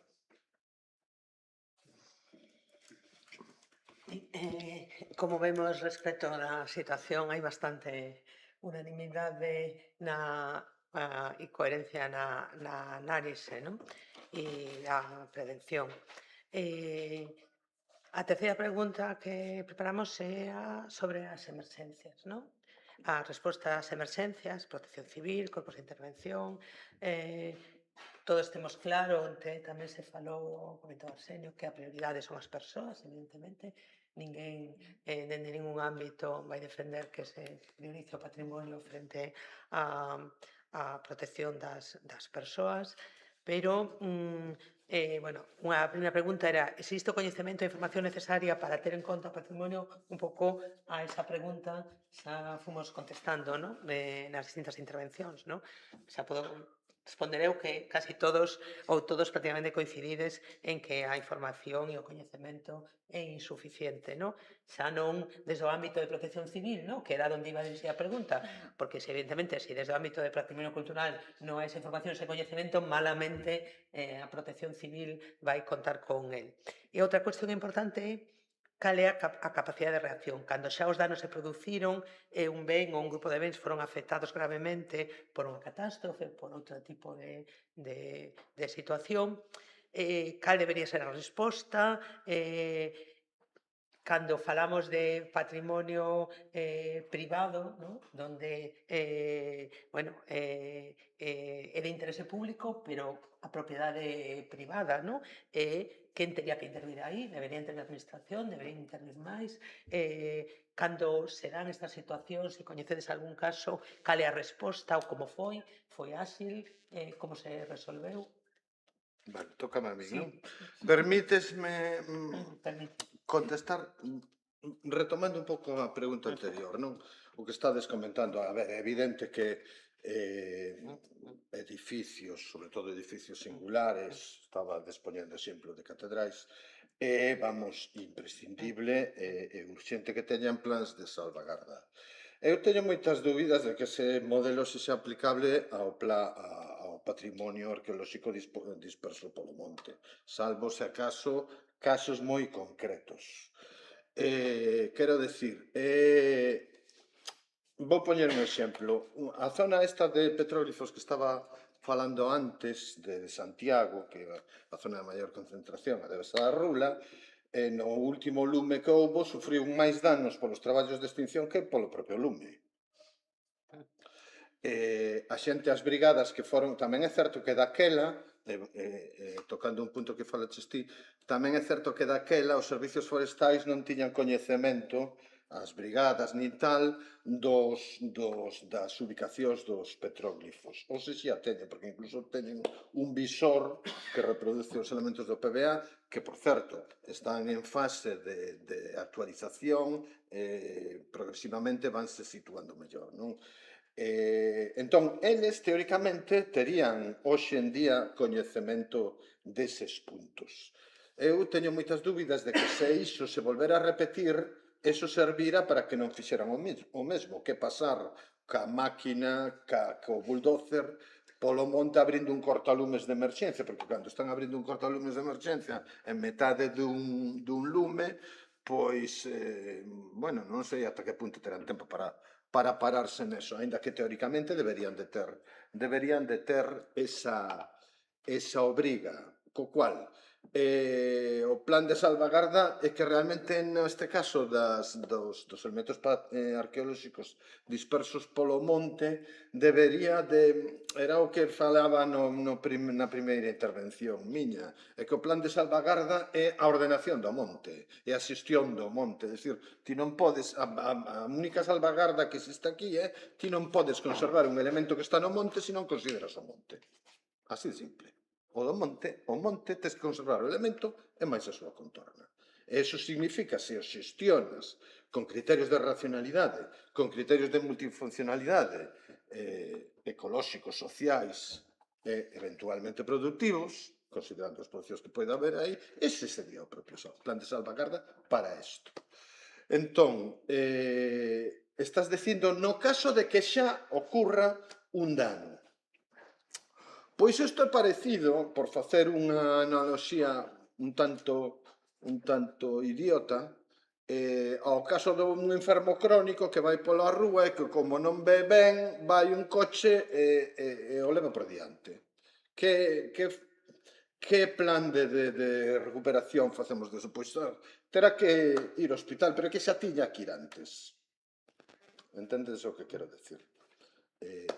Entón, tamén nos traballos nos propios traballos que se fan posteriormente aos impactos, comentaba un compañeiro meu, un castro daqui de Teo, pois a muralla de Teo, o castro de Tesexe, foi danado pola extracción da madeira queimada. É dicir, é que os propios traballos forestais, a industria, cando eu falo do forestal, é que o problema que temos co sector forestal hoxe en día, sen esquecerme de todos os demais atentados extractivos, eólicos, minas, todo tal, pero os eólicos, ao fin e ao cabo, claro, teñen a solución fácil. Collen e din, que aquí hai un elemento e un perímetro, vale, movo o muiño. Sin problema, claro, pero acabaron ca paisaxe. O que estaba comentando o compañero, acabaron ca paisaxe cultural, non se respetou nin a paisaxe natural. Entón,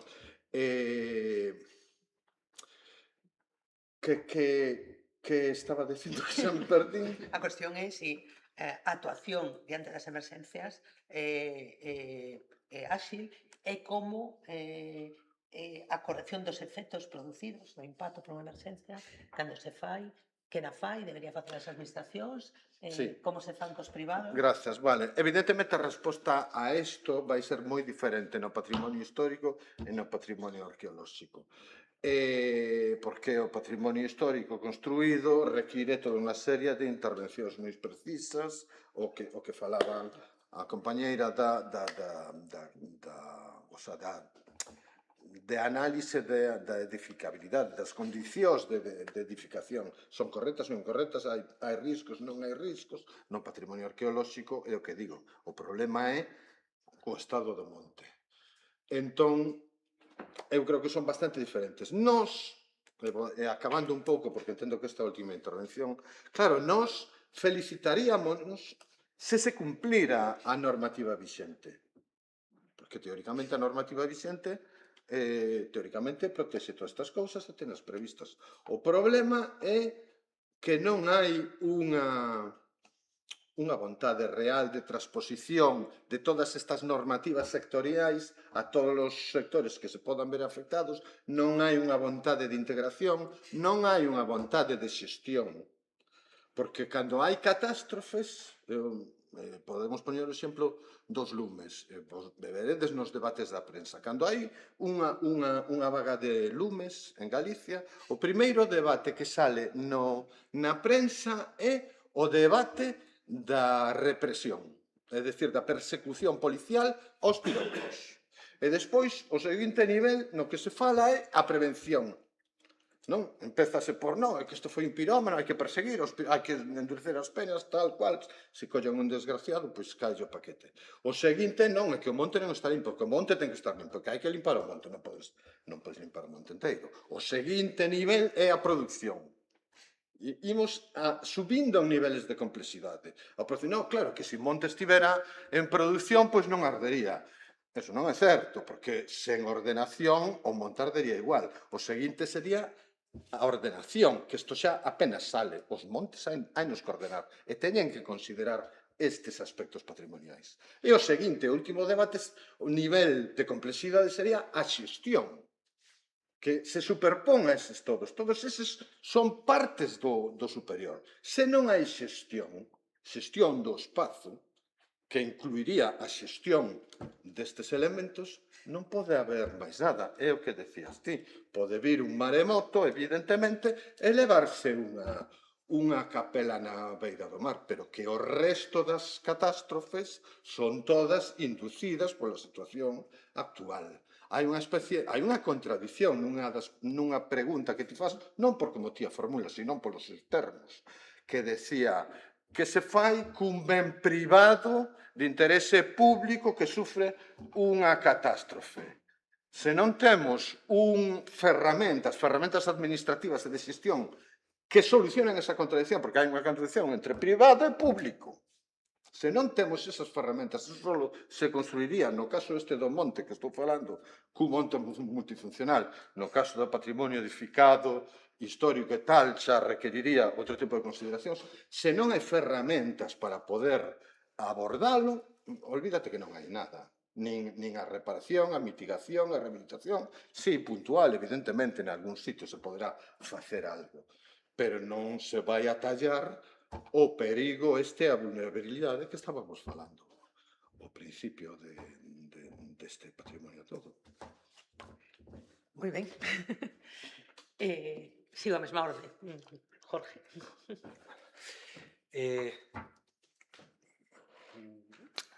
En respecto a esta tengo unha cuestión que comentaba Antón, un problema que, de feito, moito patrimonio non sendo privado está en terreno privado. Iso se plantea un problema importante, non? Ou mesmo non sendo, igrexas son parte da igrexa, non? O cual, pois, eso xa plantea un problema moi importante. Moitas veces non estamos a falar un patrimonio que sexa en bens públicos, máis ben o contrario, o ben que sea un ben público é o raro, non? Pero incluso nese caso, pois o tema das actuacións de emergencia, pois a mí me parece que é bastante deficitario, vamos dicir.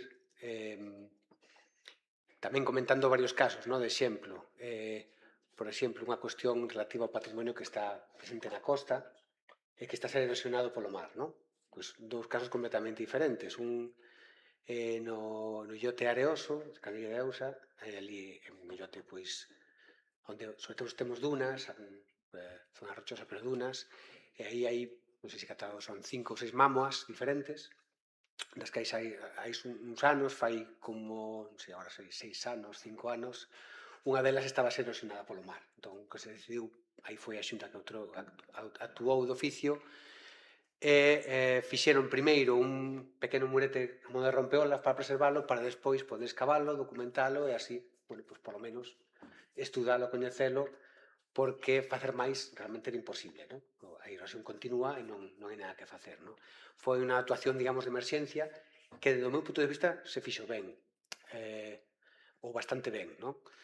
Pero temos outros casos onde é verdade que ou non se actúa por diferentes razóns, porque se decide non actuar polo que sexa, ou porque realmente a complexidade de actuación é moi grande, incluso administrativamente. Son casos, por exemplo, o Castro de Baroña. O Castro de Baroña está sendo erosionado constantemente. É casi un lugar de referencia, non? De patrimonio, pero non hai moito que facer. Home, que facer? Podes facer tamén unha actuación, pois facer un rompeolas, pero estás xa actuando, primeiro, tens que falar con costas, estás introducir un elemento que modifica a paisaxe, o medio natural, é unha actuación realmente complexa, non? Entón, tens que elexir, salvamos o ben ou, digamos, destruímos, entre comillas, a paisaxe, non? Ou é o caso de, por exemplo, a Senal de Canixol, na Illa de Ons, que é encima do Parque Nacional, onde temos aí unhas cubetas, que era unha antigua factoría de salazón romana, que está a ser erosionada. Está nun cantil, está a ser erosionada constantemente, que probablemente non duren máis que uns poucos anos, si é un par de décadas, con sorte, non? Aí o que se decidiu foi non actuar, documentar e actuar. Por qué? Bueno, foi unha decisión tamén aquí do Parque Natural, do Parque Nacional, por a complexidade, pero tamén porque estamos a falar de medidas excepcionais nun parque nacional onde non se pode tocar prácticamente nada, non, en teoría. Entón, é verdad que hai situacións que son especialmente complexas, noutras temos que, digamos, tomar a decisión de se fai algo, non? Porque non é tan sinxela a veces a decisión. En outros casos, simplemente non se actúa, non? Un exemplo desto foi cando foron aqueles grandes incendios, non? Que falabas ti, Carmen, antes, en 2017, creo que foron. Pois tamén hubo un incendio moi grande na zona do entorno de Vigo, en Coruxo, toda esa zona, e ali nos chamaron a unha... Isto foi unha iniciativa da Comunidade de Montes, que teño que decir que non a primeira, hai xa varias comunidades de montes. Para mí hubo aí nas comunidades de montes un cambio xeneracional importante, onde hai xente nova que está tomando iniciativa e que a veces a nós nos chaman, nós non somos arqueólogos, a min mesmo me chaman para ver que se pode facer, porque teñen un castro, queren estudalo, catalogalo, e se encontran con moitos problemas, non? É dicir, unha iniciativa que probablemente fai un conxunto de iniciativas, actuacións que probablemente fai 20-30 anos eran impensables, non? E agora si o son. Pois aquí foi a Comunidade de Montes que nos chamou, fuimos varias persoas das unidades de Vigo, Santiago e Coruña, ali, porque era unha zona que ardera, foi un incendio moi severo, e había petroglifos, non? Había petroglifos, había unha mamo, había varios elementos patrimoniais, non? Fuimos ali un pouco a ver como o lume podía ter afectado a algúns deles, pero o que nos dixeron basicamente ali é que fóramos os únicos que tínhamos aparecido, non? Nós, pola nosa conta, sin risco, pues, vamos quedar ali, vamos a ver como está aquilo e tal. Actuamos, digamos, por iniciativa propia, pero por ali non pasou ninguna administración, ninguén que se interesara por absolutamente nada, non? E imagino que así está dende entón.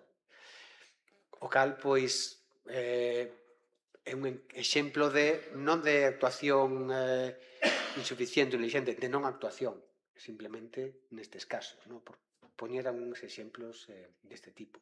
Entón, bueno, seguimos ou sigo pensando ou defendendo un pouco o que decía antes. Hai iniciativas, moitas parten de abaixo arriba sempre, ou de un sector da población, de un colectivo, de algunhas persoas. Nalgún caso hai algunha actuación, sí, é verdade, tamén, das administracións, pola razón que sexa, porque consideran que iso é máis importante, ou pola presión tamén que poden ter, non? Da sociedade, pero en xeral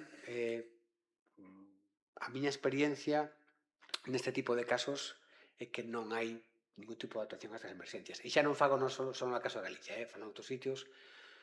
Lembro agora, por exemplo, un caso en Ciudad Real. Ciudad Real é en Castilla-La Mancha teñen varios parques arqueolóxicos, que son zonas onde teñen pois áreas importantes, que todos son cidades romanas, ou recópolis visigótica, onde teñen pois un centro de visitantes, todo acotado, e onde hai tamén un plan director, non? E lembro que fora tamén a traballar esteira no parque de Segóbriga, que era unha cidade romana no medio da nada, maravillosa, co seu teatro romano, é impresionante, porque está ali no medio da nada. E cando me enseñaron o que era a plaza do Foro, estaba toda a archa completamente desfeita, desfacéndose, e ali non facía nada ninguén. E dice, aquí a administración está avisada, xa o saben, enviamos informes, non fai nada. Aquí o que se fai, pois ali ves o anfiteatro, o teatro romano, pois se fan concertos en verano. Está moi ben, e ven moita xente, a xente o pasa ben. E xa está. Penso que un problema a nivel nacional, non é só un problema tamén de Galicia, non? Que falta... É verdade que plantexar planes de actuación de emerxencia moi complexos, cada ben ten a súa causística, a súa problemática, pero de non facer nada, comenzar a facer algo, pois penso que hai moita diferencia. Ben, me parece moi interesante isto de non facer nada, facer algo. Hai moita diferencia. Parece un apuntamento moi interesante. Claro. A ver, no caso do patrimonio románico, a maior parte das veces actúase con bastante rapidez en caso de emerxencia porque é moi fotoxénico. Unha ábsida que colapsa é unha cousa que dá unha portada da Voz de Galicia impresionante. Entón, aí sí que se acude. Que sucede? Que hai outro tipo de emerxencias que son emerxencias por contagotas.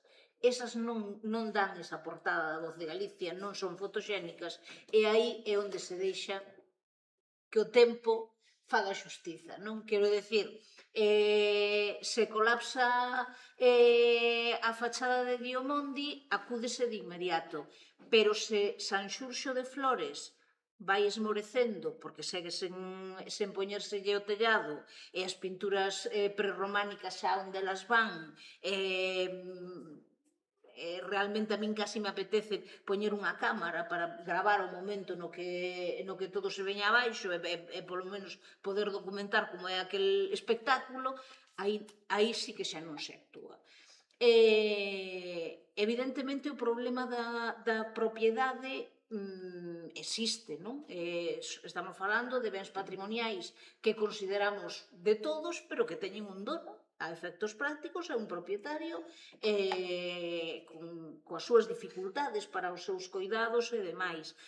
Que pasa? Que moitas veces o que non hai é quen sente nunha mesa a todos os actores que teñen que actuar en eses bens, non? Eu poño un caso. Non había perigo de colapso, pero Santo Estevo de Ribas de Sil, o sea, non estou falando de unha igrexa perdida no cu do mundo. Santo Estevo de Ribas de Sil, parador de turismo.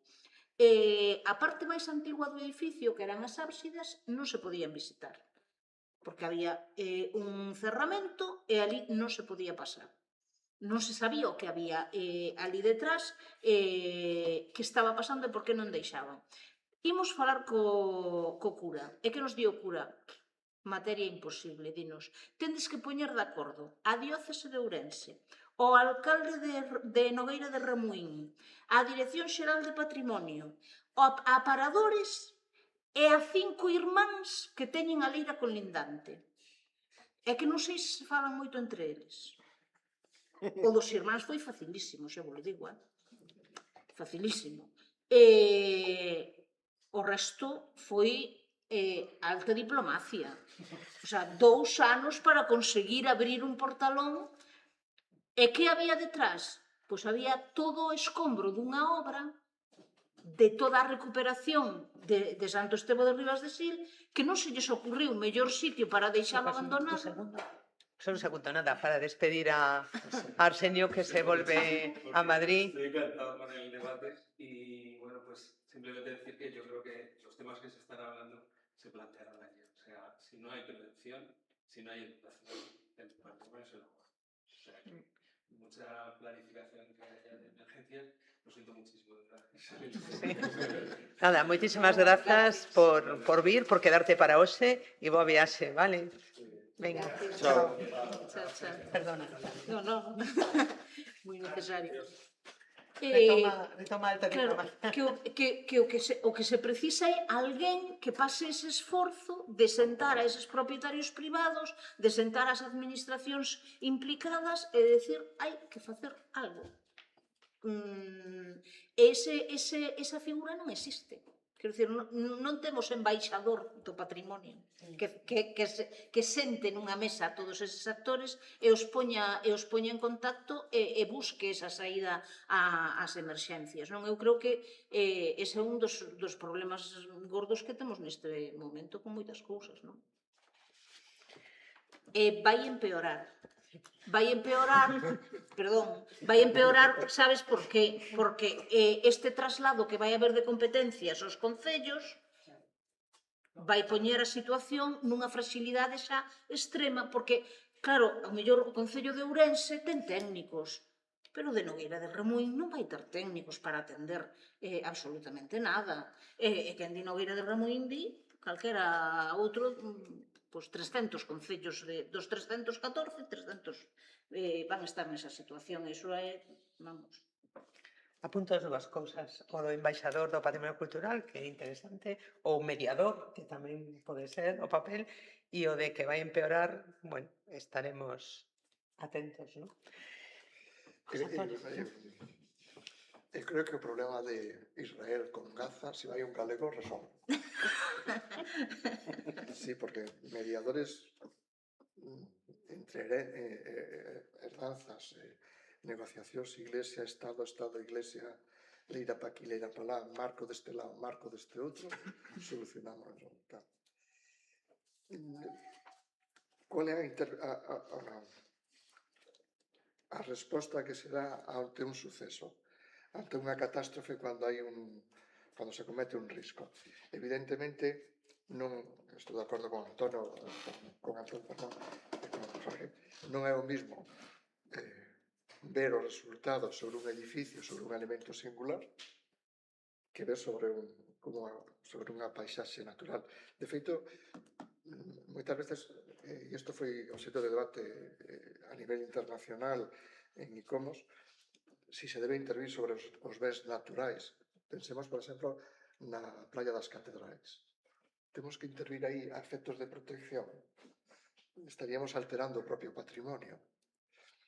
Non ten sentido. O Castro Baroña, exactamente igual. Hasta que punto debemos intervir ou non intervir, ou protexer ou non protexer ese ben? É un proceso evolutivo da natureza. Entonces, aí, o último que sabemos é que debemos deixar as cousas que vayan por o seu lado. Distinto é cando temos que intervir sobre un acto, sobre unha catástrofe, cando hai un edificio por medio, non? Cando eso ocurre, eso pon en evidencia unha mala xestión do patrimonio por parte das persoas ou das autoridades que teñen a guarda e custodia dese ben. Se hai un incidente e ese incidente deriva nunha catástrofe, entonces hai un problema de xestión, de mala xestión. Ou ben que plan de salvaguarda que teñen que ser específicos, estou de acordo con Antonio, non podemos abarcar todo, cada ámbito territorial ten o seu, cada edificio, todos son distintos, porque todos teñen as súas características. Entonces, cada zona, cada elemento ten que ter o seu plan de salvaguarda. Que teñan unha base, un fundamento, sí, pero tenmoslo que adaptar cada un ao seu. Este edificio terá que ter o seu plan de salvaguarda, que será distinto dos Reis Católicos, da Catedral, de todos eles. Pero cando un deles falla, é porque hai un problema de xestión. Porque non está ben feito, porque non están coordinados, non? Creo que fai 2 anos, para máis, 22 ou 23, fixérase un simulacro de plan de emerxencia na Catedral, aquí na Praza da Quintana, non? E só actuaron os bombeiros. Non actuou nin o Servicio de Seguridade da Catedral, nin actuou a Policía Local, nin actuou a Policía Nacional. Sin embargo, os plans de salvaguarda, estou agora pensando na Mezquita ou na Alhambra, na que estuvemos algunhas veces, que fan, creo que son simulacros cada 3 meses, e é algo increíble. Os técnicos de seguridade saben que teñen que coller aquel cadro, ou aquel cálice, ou aquel tal. Os bombeiros teñen que entrar por esta porta se se produce un incendio naquel sitio. A policía ten que coller aquel coche para meter os bens, para leválos a aquel sitio. Quer dizer, están todo, é como un baile. Entonces, é moi distinto. Eso aquí non sucede, por desgracia. O sea, pensalo é como soñar. Entonces, nese sentido, supón, cando son edificios, supón que existe ou se amosa unha falta de xestión tremenda. E volvemos ao exemplo de antes, non? Na muralla de Lugo. Era previsible que pudera... Nos entendemos que sí que era previsible. Porque non hai un monitoreo, non hai un control dese ben. Entonces, creemos que era previsible. Entonces, amosase, e de feito, eles foron rápido e correndo, porque é patrimonio mundial, e como se estaba encima naquel momento, que pasou? Non hai un plan de xestión dese ben. Vale? O último, as afeccións ao territorio. É evidente que cando hai un lume, como pasou este ano na zona do Barco, de Virín e por aí, os lumes son elementos naturais que son incontrolables. Pero o ser incontrolable non quere dicir que non podas traballar sobre eles ou anticiparte a unha previsión deles. Vale? Estabades falando dos lumes que houve na costa, no litoral, fai 17 anos. O Pindo, Rianxo, todo eso, desapareceu. Antes con Rosa falábamos das médulas. Nós non vamos ver as médulas como as vimos fai 1 ano, 2 anos, olvidémonos. Aprendemos deses erros que se cometeron naquele momento? Eu creo que, por lo menos en Galicia, creo que non. Si se volve a ocurrir, o sea, si volve a pasar eso, pois a medida que se están tomando é soltar, que ademais falaba con Arsenio, que agora non está, é soltar 10 millóns de euros para recuperar unhas determinadas cuestións. Pois que o parque de interpretación das médulas se volva a reedificar, ou que se arranxe a beirarrúa que vai a tal, ou que se arranxe a estrada que vai a tal, ou a casa de fulanito que lle plantou un lume. Eso estamos falando nunha zona de patrimonio mundial como son as médulas. Pero se vas a Verín, o barco na rúa, ese pobo que ardeu, todo foran boas intencións, pero o pobo queda abandonado, queda nunha ruína. Eso será patrimonio en algún momento por lembrar o que sucedeu. Entonces será patrimonio histórico no sentido que mira o que pasou e aí quedan, son ruínas. Pero non tomamos medidas. E iso sí que é unha falta grave respecto da administración pública de que non toma as medidas necesarias. Pódese mitigar ou adelantar os lumes a un maremoto, a un trono que caiga, pode pasar moitas cousas, evidentemente. Pero sabemos que se poden tomar moitas medidas, pero podémolas mitigar, non acortalas e non impedilas, porque iso é imposible, sobre todo cando son desgracias por parte da naturaleza. Pero sí que se poden tratar, evaluar ou tratar de ver como actuar con determinadas cuestións. Entón, nese sentido, tamén estou coincido con Jorge, quedanos moito por aprender. Creo que estamos a cola do territorio nacional. Estamos vendo, e isto sí que foi unha bofetada moi gorda, cando estábamos traballando na recuperación das médulas,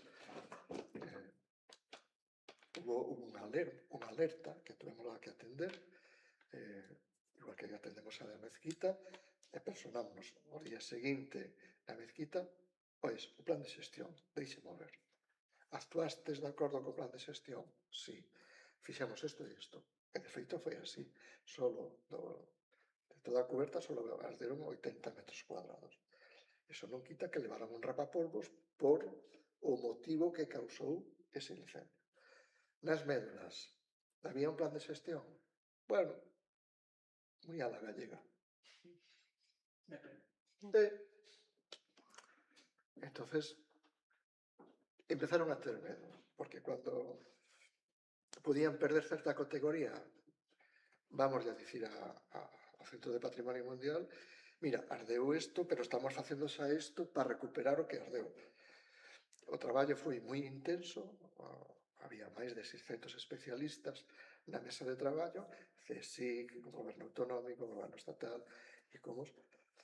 Pero eso vai supoñer unha inversión tremenda, 2, que nós non vamos ver os resultados, e 3, que vai ser un proceso a longo tempo, no sentido de que teñen que esforzarse moito para que o Centro de Patrimonio Mundial non interveña noutro sentido, non? Entonces, esas cuestións aquí deberían valorarlas de outro xeito. Temos moito patrimonio normal, por así decirlo, entre comillas, pero que é sumamente respetable e dunha calidade increíble. Teríades que ver como estamos a nivel con outros países. E temos tamén moito patrimonio mundial, non? E despois a última, e isto xa me estou estendendo demasiado, non solo falar tanto, hai unha cuestión que é o problema que creamos nós mesmos con unha falta de toma da realidade social na que estamos por parte da administración pública. Poñer en mans de concellos dos que son 20 habitantes o control de todo un patrimonio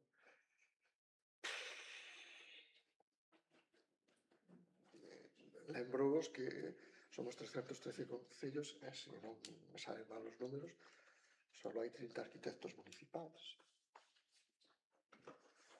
O sea, 30 arquitectos en municipios, 30 municipios que teñan arquitecto. Se sodes capaces de coller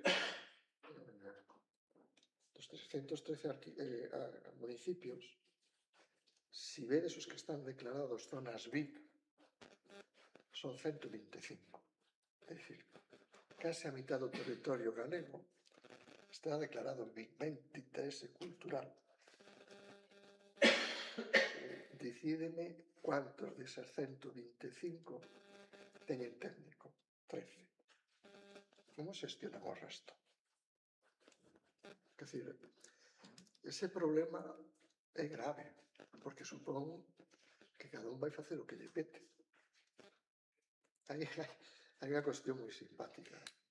O Camiño de Santiago ven de Francia, para Navarra, Aragón, tal, chega a Galicia e hai máis kilómetros no Camiño de Santiago en Galicia que en todo o Camiño de Santiago. Claro, porque a flechiña pasa por aquí que está a taberna de Pepe, pasa por ali que está a taberna de Juan. Esa falta de control conleva que non vas saber nunca cal é patrimonio, cal non é patrimonio, que debemos cuidar, que non debemos cuidar. E ás veces, desde o punto de vista administrativo, non me interesa. Por qué? Porque nos basamos nunha economía que non está fundamentada no noso propio territorio. E agora estou falando do turismo. Vale? Eso é grave. Moi grave. Non sei se sabedes cuántas vivendas hai en Santiago, no casco histórico. Hai 2.100, creo que son, vivendas. O 60% son vivendas turísticas. Cando veu a pandemia, o Concello de Santiago casi entra en bancarrota, porque non hai fondos económicos, non hai ingresos de todas ese parque edificatorio. Se volve caer outra, desfaise. Quen vive no casco vello? Ninguén. Entonces, son problemas que radican na xestión. O que acaba de decir a señora ao marchar, temos que conocer o noso territorio, temos que conocer, facer sistemas de prevención, e o que falamos antes, partir do básico da educación, educar, educar e educar. Simplemente eso. Tomo nota do educar, educar, educar. Igual un ciclo, unha continuidade dos encontros temáticos transversais pode ser educación patrimonial, por exemplo. Sería un tema interesante para... A mí ensinaron, ¿no? Profesor, un compañeiro que xa non está aquí, dicíame, cando entrei a traballar na oficina de rehabilitación aquí no consorcio, no 93, dicíame, mira, tu trabajo es este, educar, educar y educar. Y estaba Senado Esteve diante. Dice, coño, educar, educar, educar. Sí, educar al pueblo para que sepa lo que es suyo y lo valore y lo defienda. Educar al político, eso es fácil, porque el político se debe a los votos. Y educar al técnico, ese es más difícil porque se cree Dios. Entonces, esa é a función nosa, tratar de inculcar a educación, pero partindo de abaixo, porque son os que van defender realmente o que queren e o que non queren. Ben, como imos así un pouco apremiados, vamos a hablarlle un pouco de xogo aos asistentes, se queredes formular algunha pregunta, temos unha xa, moi rápido.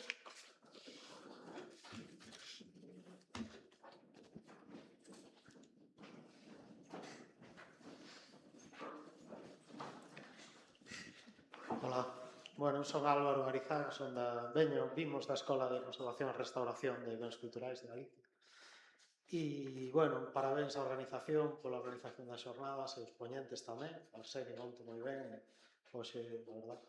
É unha lástima que o público non respondese, non sí, pero hai moi pouca xente, isto di moito sobre o problema das emerxencias e dos riscos no patrimonio cultural, non? Que a repercusión quizáis non conseguimos toda a que nos gustaría.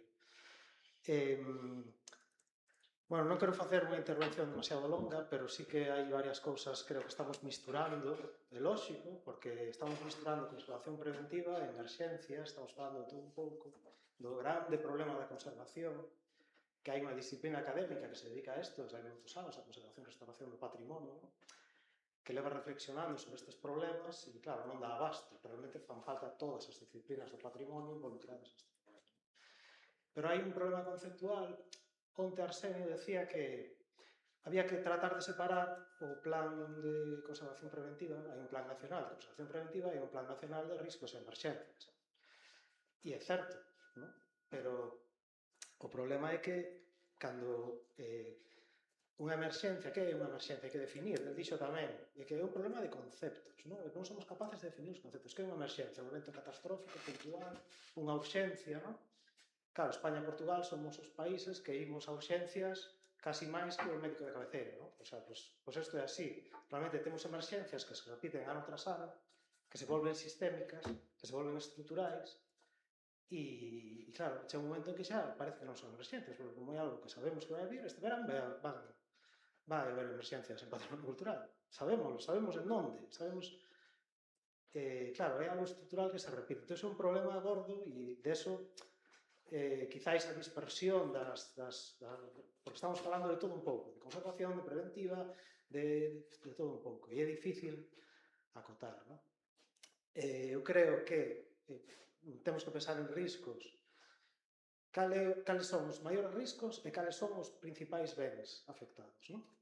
Para min, o principal problema é un problema asociado á morte do mundo campesiño e de aí ven todo o demais.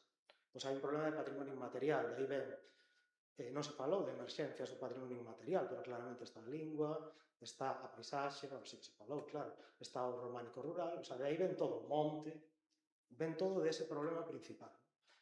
Pero está moi ben o cartel, porque fai fincapé, o cartel das xornadas, quero dicir, porque fai fincapé no problema da arte rupestre e dos incendios, o cambio climático e os incendios, que para min de todo ese problema derivado da morte do campesinado tradicional, bueno, pues, o dos incendios na arte rupestre principal, que aparte todos sabemos que son dignos. Entón, lanzo unha pregunta, porque, bueno, resulta que coincide que temos un traballo fin de grau en marcha que se presenta a semana que ven e que faremos público en breve, pero, bueno, fará público Raquel en breve, e estamos sacando conclusións, non? Sobre o impacto dos incendios na arte rupestre. Lanzo unha pregunta. Cantos bens do patrimonio cultural arderon o ano pasado nos incendios de 2025? É fácil de contar. De coller os mapas e contar. 100, 200, 300... O sea, hoxe en día temos ferramentas. Podemos saber perfectamente cantos. De esos, cantos eran arqueolóxicos. E de esos, cantos eran de arte rupestre. Bueno, pois, o traballo que se está facendo chega á conclusión de que de arte rupestre galega, de 2010 a 2024, que é o que temos datos fáciles de manexar, ardeu unha cantidade de arte rupestre de petróglifos, o sea, están dentro do perímetro dun incendio. Claro, un incendio pode afectar máis ou menos, claro, pode ser máis grave ou menos, pero, bueno, afectado por incendio, que porcentaxe pensades da arte rupestre galega sufriu incendio entre 2010 e 2024, sin contar 2006 e sin contar 2025, que foron anos críticos? Que porcentaxe de arte rupestre galega? Cantos petrolíferos sufriron incendio polo menos unha vez? Si sábelo nos, non? Un 20%, un de cada 5. E hai petróleos que sufriron 3, 4, o sea, sufriron 2, bastantes, 3, menos, 4, algún deles dos vosos. Claro, é un escándalo absoluto, isto é unha urxencia, unha emerxencia, claro, unha emerxencia en que se repita todos os anos, a guerra, a pobreza, a xenocidio, en que se repita todos os anos, sigue sendo emerxencia. E isto igual. E hai concellos nos que entre 2010 e 2024 ardeu máis do 50% da arte rupestre, que son concellos fundamentais da arte rupestre galega. Así que, bueno, isto é o que hai.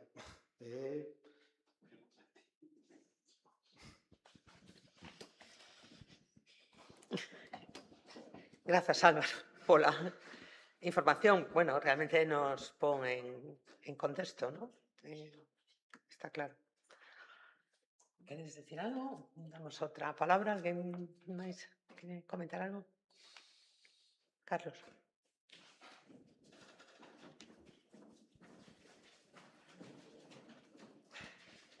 A verdade é que se queda sobrecollido, non? Con estas intervencións e en xeral tamén, bueno, coas opinións da mesa, non? Que hai que parabenizar porque nos fixeces unha panorámica, eu creo que moi interesante, non? Dos problemas que ten este tema. E por comezar por un deles que probablemente tamén se pode tirar da intervención anterior, que un tamén se pregunta, dentro desa pasividade xeral, da atonía da administración, sobre todo autonómica, a local ten outros problemas, outras diagnoses, non? Pero na atonía da administración autonómica e non só da Dirección Xeral de Patrimonio Cultural, a un lle chama moita atención que nun momento en que as capacidades de análise territorial, de sistemas de xestión territorial, de capacidades informáticas, de bases de datos, incluso xa se poderían facer aplicacións de inteligencia artificial que combinaran todas as bases de datos que podemos ter sobre o territorio para facer plataformas de xestión inteligente das emerxencias territoriais. E o sorprendente que non haxa unha ferramenta, por lo menos eu non a coñezo, que permitirá que a administración autonómica, todos os corpos implicados na xestión dunha emerxencia, Protección Civil, Bombeiros, Policía Autonómica, Policía Guardia Civil, etc., que poderán ter claros onde están os puntos quentes da protección patrimonial no país sobre o territorio.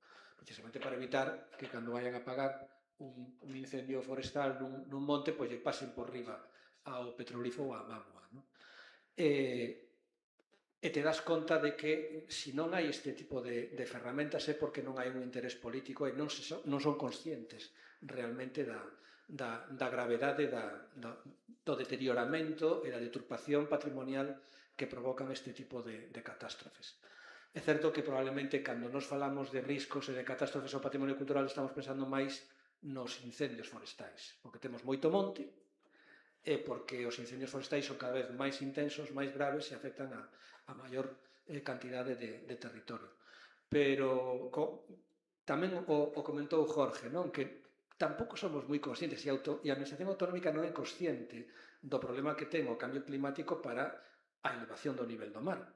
E se están agora tomando decisións que, sorprendentemente, non teñen para nada en conta a progresividade que vai ter o incremento do nivel do mar. Estou pensando, por exemplo, no catálogo da paisaxe, no catálogo de bens culturais do litoral, que acaban de publicar recentemente no Diario Oficial de Galicia, e a mí sorprende moito que no catálogo ou incluso na revisión que se debería facer do Plan de Ordenación do Litoral, pois non se menciona ni se ten en conta como un parámetro fundamental para poder saber que facer co patrimonio construído litoral respecto da elevación indudable que ten o nivel do mar. E non se ten en conta. E isto é sorprendente porque isto é un fenómeno, salvo que nos coñetamos xa nunha administración que negue o cambio climático, é algo que debería estar como un elemento máis na planificación da resposta pública aos problemas de xestión do stock patrimonial que temos no país. Unha última cuestión tamén, que non é pregunta, senón tamén, aproveitando que creo que son o único xurista presente na sala, dos que se lee o BOE, por obriga profesional, pero hai tamén por aquí arqueólogos que tamén probablemente coñezan a literalidade do artigo 35 da Lei de Avaliación Ambiental do ano 2013, que non só obriga a facer un informe de afeccións patrimoniais sobre plans e proxectos que teñen impacto sobre o patrimonio cultural, senón que, iso é o artigo 35C, pero máis adiante tamén falan de que hai que facer unha valoración dos riscos catastróficos que pode ter para o patrimonio a implantación dun proxecto industrial de calquer tipo. Estou pensando, por exemplo, nas típicas minas que teñen tamén as súas balsas de residuos e, as balsas de residuos rompen, como pasou aí tamén aí arriba pola zona de Larache, recentemente, o de Río Tinto, cando os barriu tamén a barreira.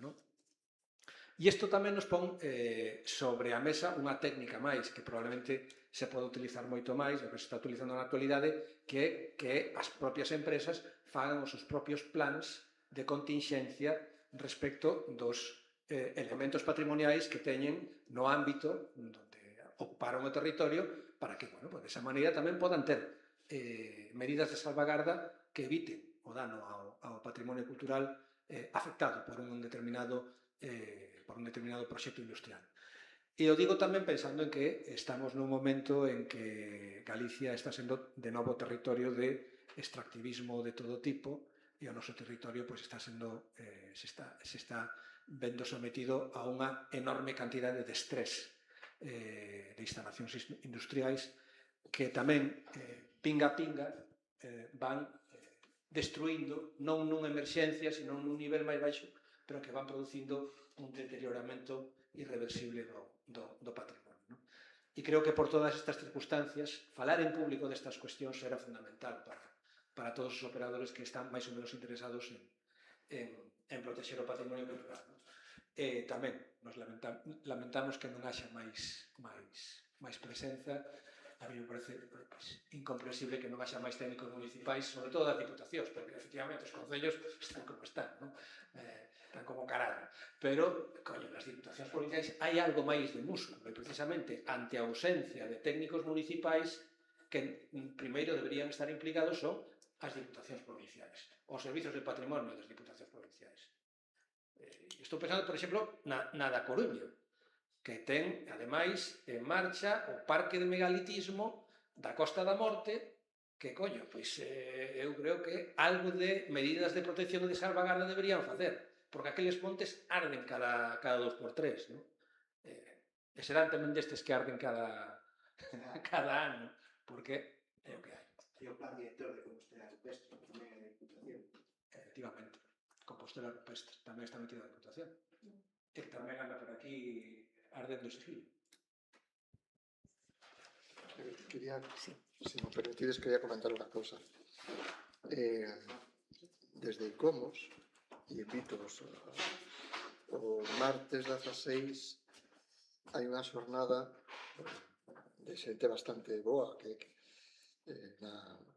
no Gaiás, unha xornada que patrocina a Xunta de membros de ICOMOS sobre as evaluacións de impacto patrimonial. Vale? Todo, con isto quero dicirvos que todo o patrimonio mundial, todo, absolutamente todo, ten a obriga, por convenio que temos firmado, ten a obriga de calquera actuación, antes de acometerse esa actuación, solo con pensala, antes de facela, hai que redactar unha evaluación de impacto patrimonial. E esa evaluación de impacto patrimonial non vale que a faga o que vai facer a intervención. Terá que facer alguén obxectivo. Neste caso, eu como coordinador da Comisión de Informes e Alertas do Patrimonio Mundial, sempre facemos eso, porque as denuncias que se fan son afeccións ao Camiño de Santiago, a maioría das veces, a certos bens do patrimonio mundial, e sempre pedimos o mesmo. Primeiro, usted ten feita a evaluación de impacto patrimonial. Segundo, usted comunicou esta actuación con carácter previo ao Centro de Patrimonio Mundial. E terceiro, como vai ser executada a obra conforme a esta evaluación de impacto patrimonial. Evidentemente, se non tes o primeiro dos puntos, xa non sigues. E nos mandamos a alerta pertinente pois, ao Ministerio de Cultura, porque é o Estado parte que ten esa tutoría, e ao Centro de Patrimonio Mundial. E hai reprimendas. Hai reprimendas.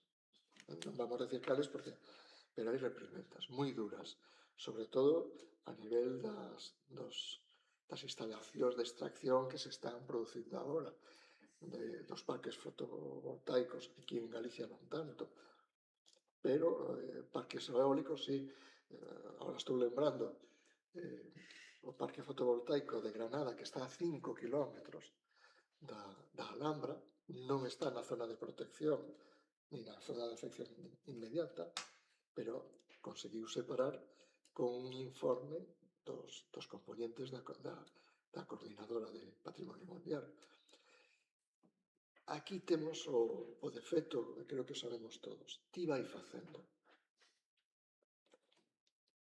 Entón, claro, cando chega o informe, moitas veces ese informe parte.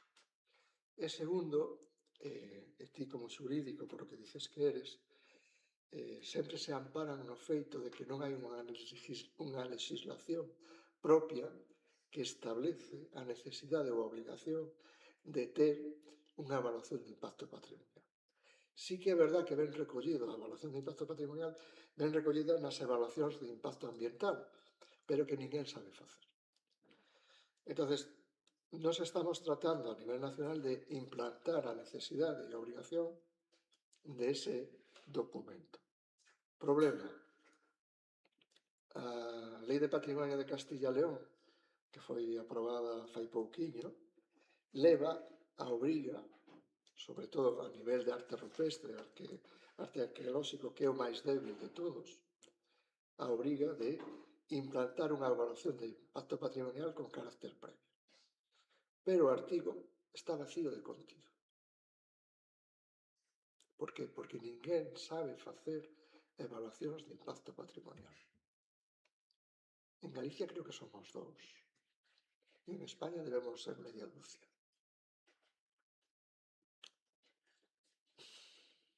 Pero se podía ter facer o Goberno do Estado modificando a lei de avaliación ambiental. Vouche contar, non podo Porque contar. as comunidades autónomas xa sabemos que... Pero son, a ver, falábamoslo antes a Arsenio Maisen.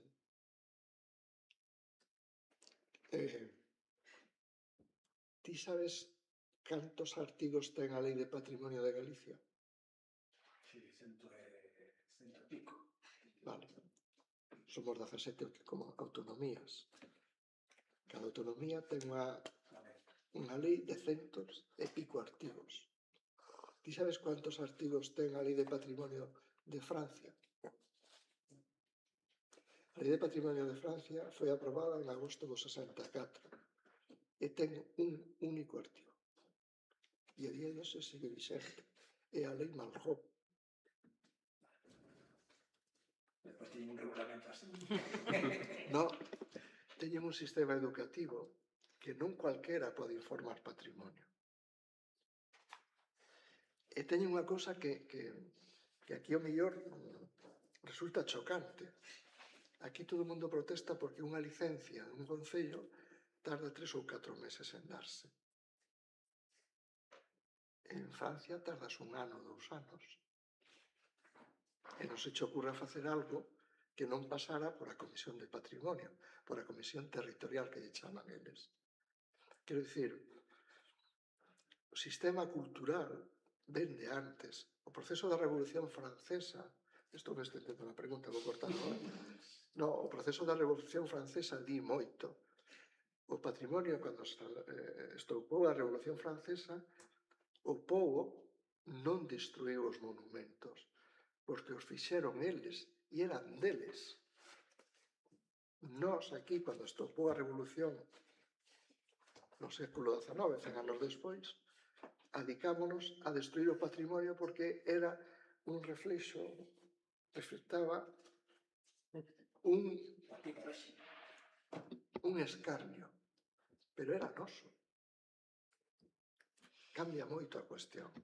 Os franceses tamén lles obligaron un pouco a non porque houve aí que crear unha comisión para impedir... Pero quero dicir que o sistema educativo dice moito de todo isto. Bueno, temos que poñerte fin, salvo que alguén teña moito interés en facer unha pregunta.